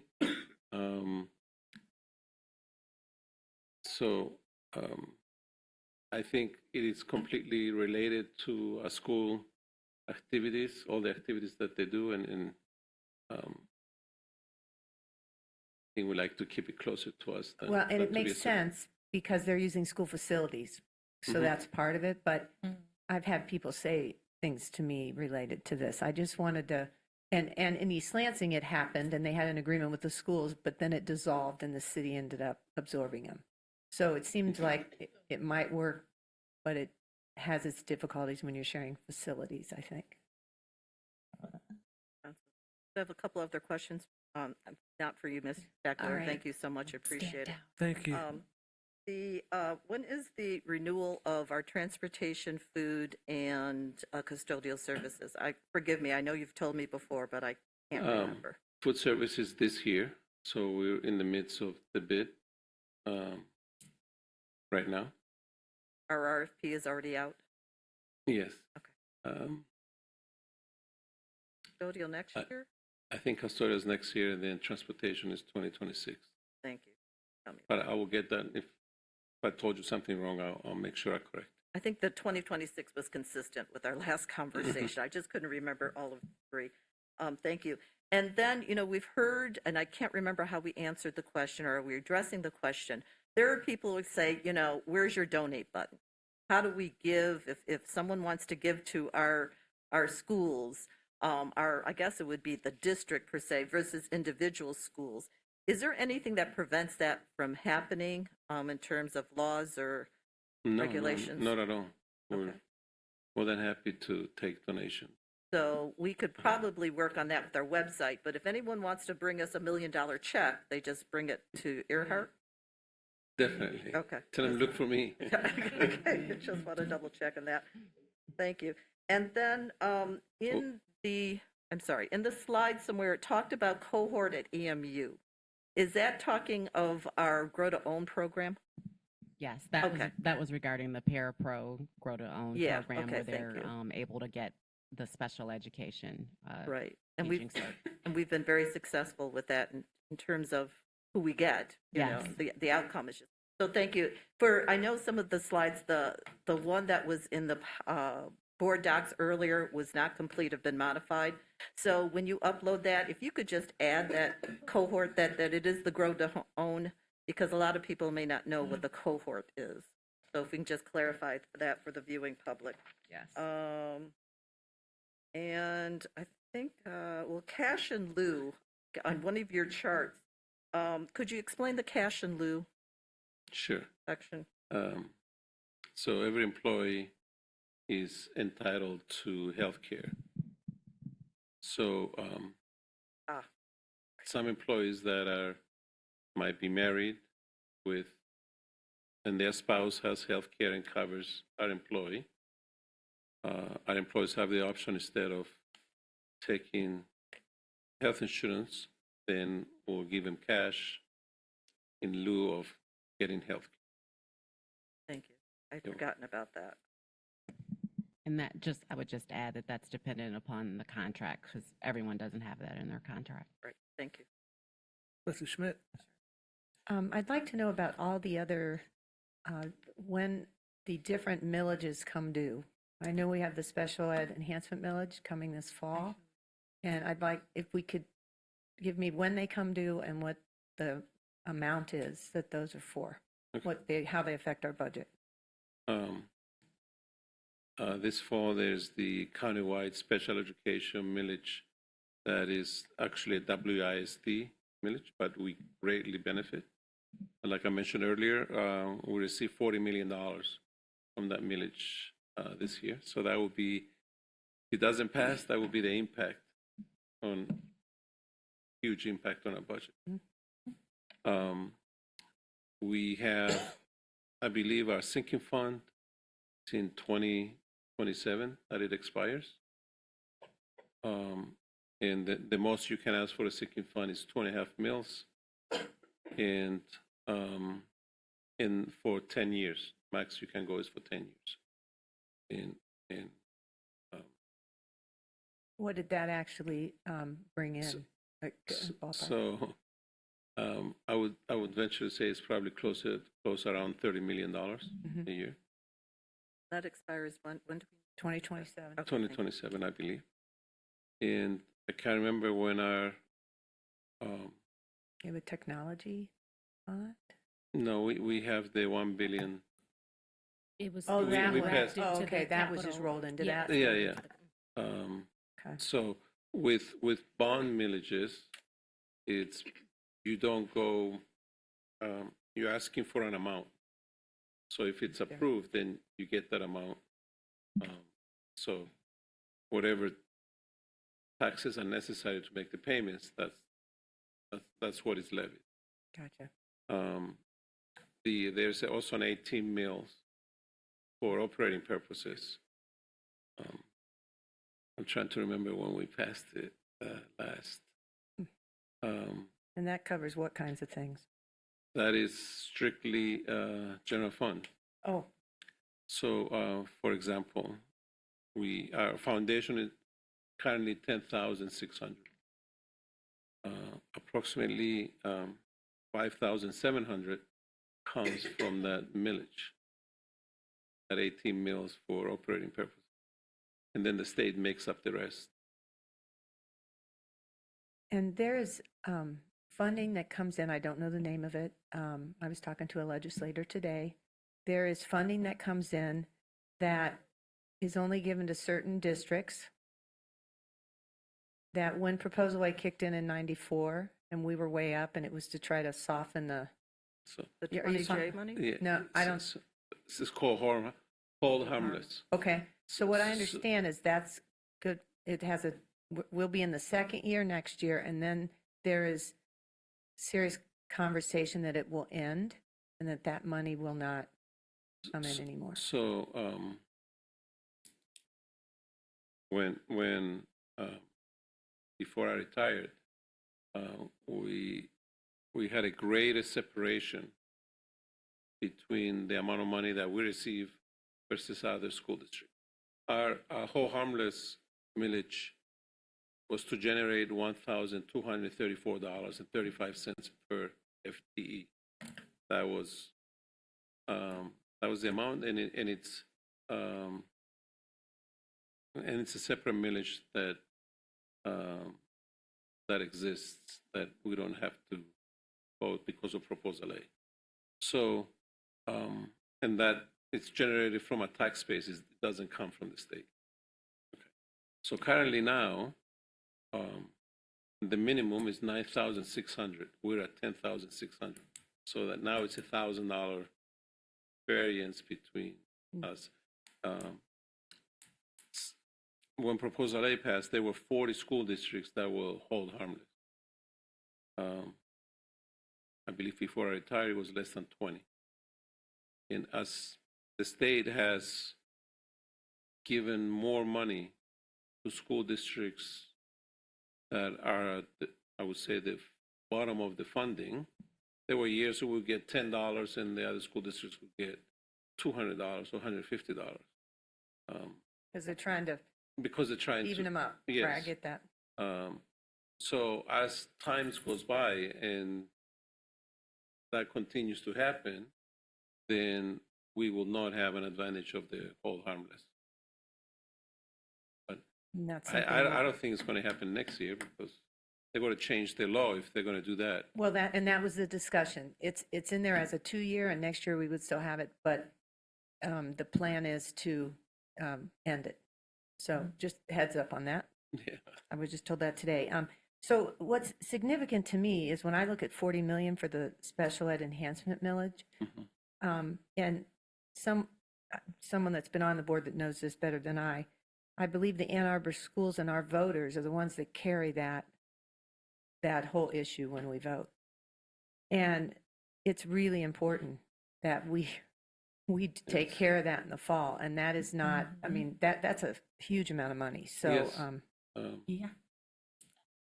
I think that's what I was gonna, I don't know if this is like a discussion that we should have amongst ourselves as trustees, or, you know, if there's any suggestion on how we can kind of strategize around organizing around this millage. Because when it came to the bond, you know, folks were knocking doors. They were, you know, they put a lot of boots on ground to make sure that bond got through. This is significant to our budget. Yeah. And, you know, I know we talked about it before, but I think it's about time that we actually start putting some well, work in. it's being discussed. Have you talked, did you know about the WISDs? Well, Right. go ahead. Go on. Trustee. Trustee Basket, then No, Trustee no, no, Diana. no, go ahead, go ahead. No, I did attend the WISD budget presentation.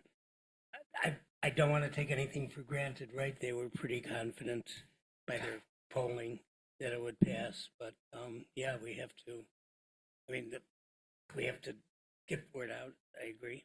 And I think there's sentiment for special education funding. It's in the past, it's you know, been voted for. And I understand polling, whenever the people do these kinds of things, they poll. My fear is in this community, there continues to be more things that are being loaded onto people.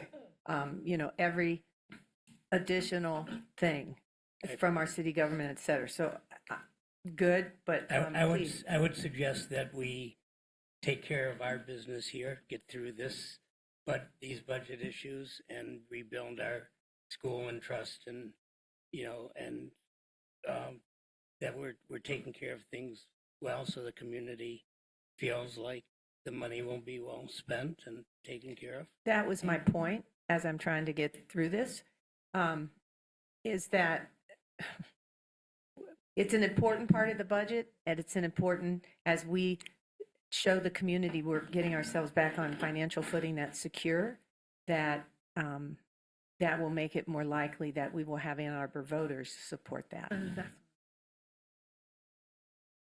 Thank you, trustee. I'm not sure where we are in terms of what the staff needs from us in addition to our questions. I was hoping we would have time to have a conversation regarding what we can do as board members to help. And in terms of the revenue generation, and I appreciate Trustee Schmidt bringing up the special ed because it's very important. And given our experience as a board, I don't think we're as connected in terms of finding out about what's happening with the special ed millage. As others have said, there's been a real campaign, and a lot of us, if not all of us, participated in making sure we did our piece in spreading the word. Yes, we are the bulk of the voters, but we had an enhanced millage fail in 2008, and that was devastating. We can't afford a failure this time. As I understand in talking with the county commissioners, there are already five proposals or 5 millages, taxing things already happening, and I think the special ed is a 6th. People are wary, but we're fortunate that we have had a very supportive community. But I mean, given all the noise and the misunderstanding and the myths out there, we can't be so sure that the polling, when the polling was taken and if it encompassed this current atmosphere, if you will. So I think that's very important. I'm going to throw out here, and again, it's a little bit of a premature, I think, in the discussion, but it's getting late. We're all getting tired, and I just want to put that bug in someone's ear. Two things. Mr. Demetrios, we discussed as a sidebar, and I've discussed with Superintendent Parks as well, regarding the governor's $666 million if, she was going to put it in private childcare or possibly in the MIPSER's account to reduce our liability. You explained that it's part of the complexity, as far as I could understand in that short conversation. It may or may not help us. And my question is, number one, I don't even know the status of it. I've heard some buzz from my political world, but I haven't had time to really read the emails and understand what's happening there. But just would appreciate the team exploring if that happens, does that help us or not? And maybe if it helps us, then again, it could impact the budgeting as we're doing right now. One of the things that I heard, from our various listening tours, people are willing to give. At least that's what they state now. Again, they've got 6 millages to vote on in the fall. We'll see. People say they would be willing to pay for more expensive childcare until they gripe when they see the bill. So but again, the option that we have because of Proposal A, we as individuals can't go to the voters to ask for operating funds. But we could we not do an enhancement millage county-wide for operation funds? Again, we tried it in 2008. It was not successful. Can we consider that? Is it a viable option for us? Again, won't bring us money for this budget. And it may take some relationship building, if you will, some bridge building with other districts in their county. But if we go together with a countywide enhancement millage, it benefits all of us as districts, whether you be large or small. So I just give that to the team to, again, let us know what is viable. Because again, that's good when we hear from people saying, I'm willing to do something, what can I do? Be part of that citizens millage committee. That is a small group of people, and I'm sure they could always use more volunteers to help that happen, because that small group of people have really helped us in terms of our budgets and the quality of our education. And I'll pause there. I just wanted to make a real quick comment, kind of going back to the special education millage and kind of this sense of comfort that it's definitely going to pass. I just wanted to point out that the voter turnout during that time was only at 19%. We can project the voter turnout to be much higher, which will significantly impact who's going to be in those polls. So we should probably get out and do some work and kind of just, help educate people. It said that it passed at like 74% of the voters, 26% opposed, but again, it was a 19% voter turnout. It's going to be higher this year, given everything that we have going on sociopolitically, and that will impact how we get people at least educated on what it is. When we think about millages and ballot initiatives and things like that, if folks don't know to look for it, sometimes they don't even think about it. So, what year did it pass? Was it a governor's election? Was it an this off was year? for our county millage, and that was 2017.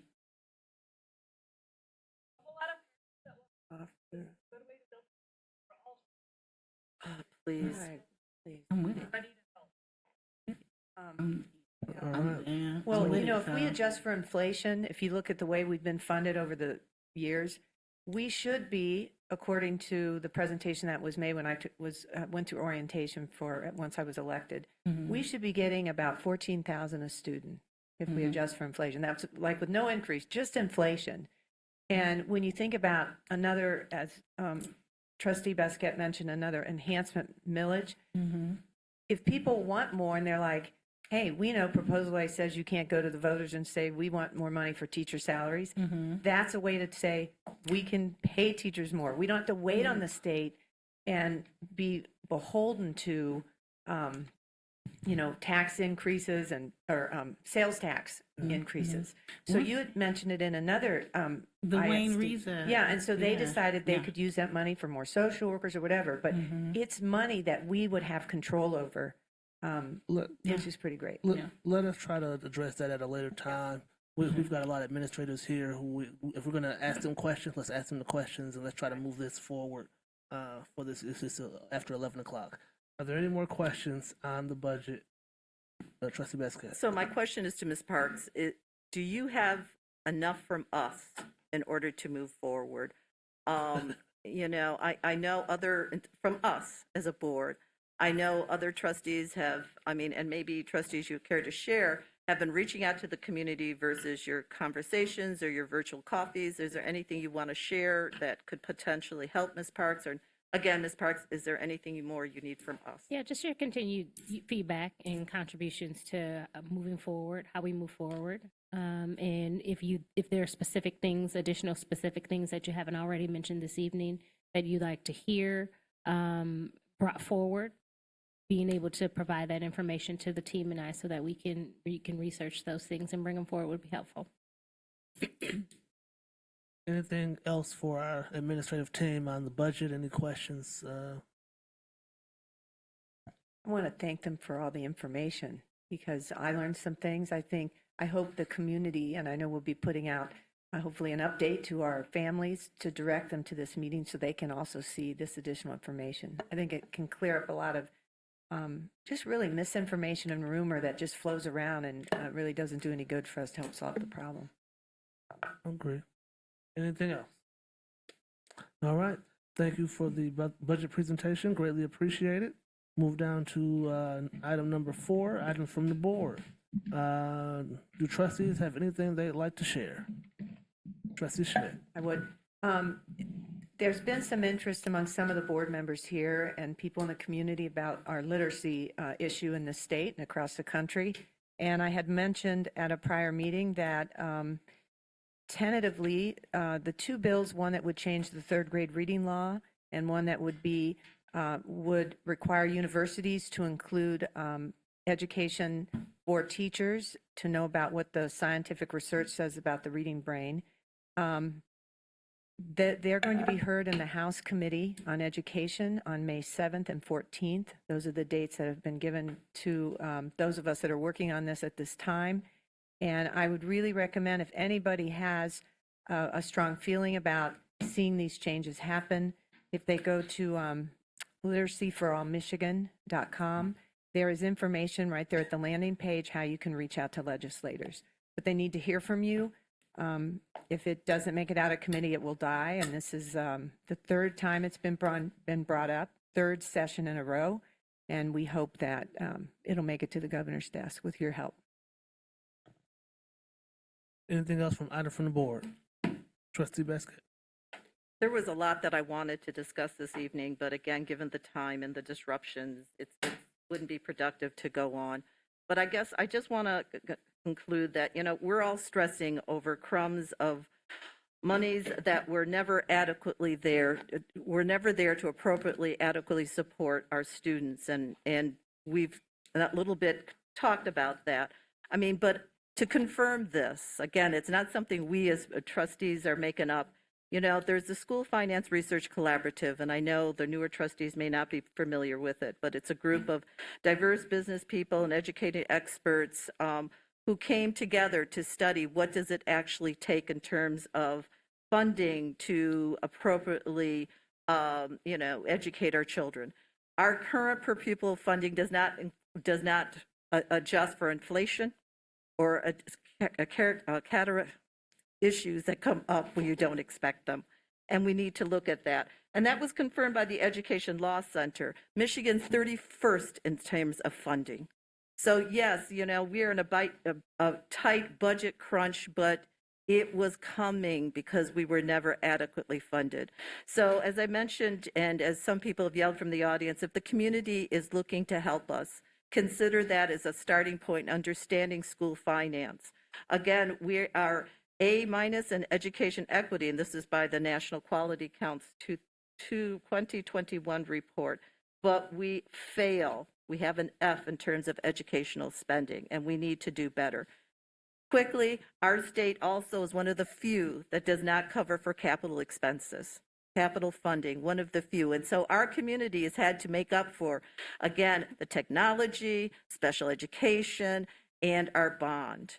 And, you know, we're getting tired of it. I can understand as a taxpayer, but as Trustee Schmidt said, we can't wait. We've got to take a proactive approach. We will get through this, people. I have been on the other side. I remember when we were looking at this in 2008 and subsequent years. Let's come together to figure this out, how to do it that's constructive for all of us. Thank you. Thank you, Trustee Basket. Anything else in terms of item from the board? Seeing none, we are down to, I will now entertain a motion to adjourn the meeting by voice vote. Is there a motion? Motion to adjourn by voice vote. It's support by Trustee Muhammad. All in favor, say yes. Yes. All opposed, say no. Motion carries. Meeting is adjourned at 11:19. I lost the bet. What was the bet? I mean, I think. Record.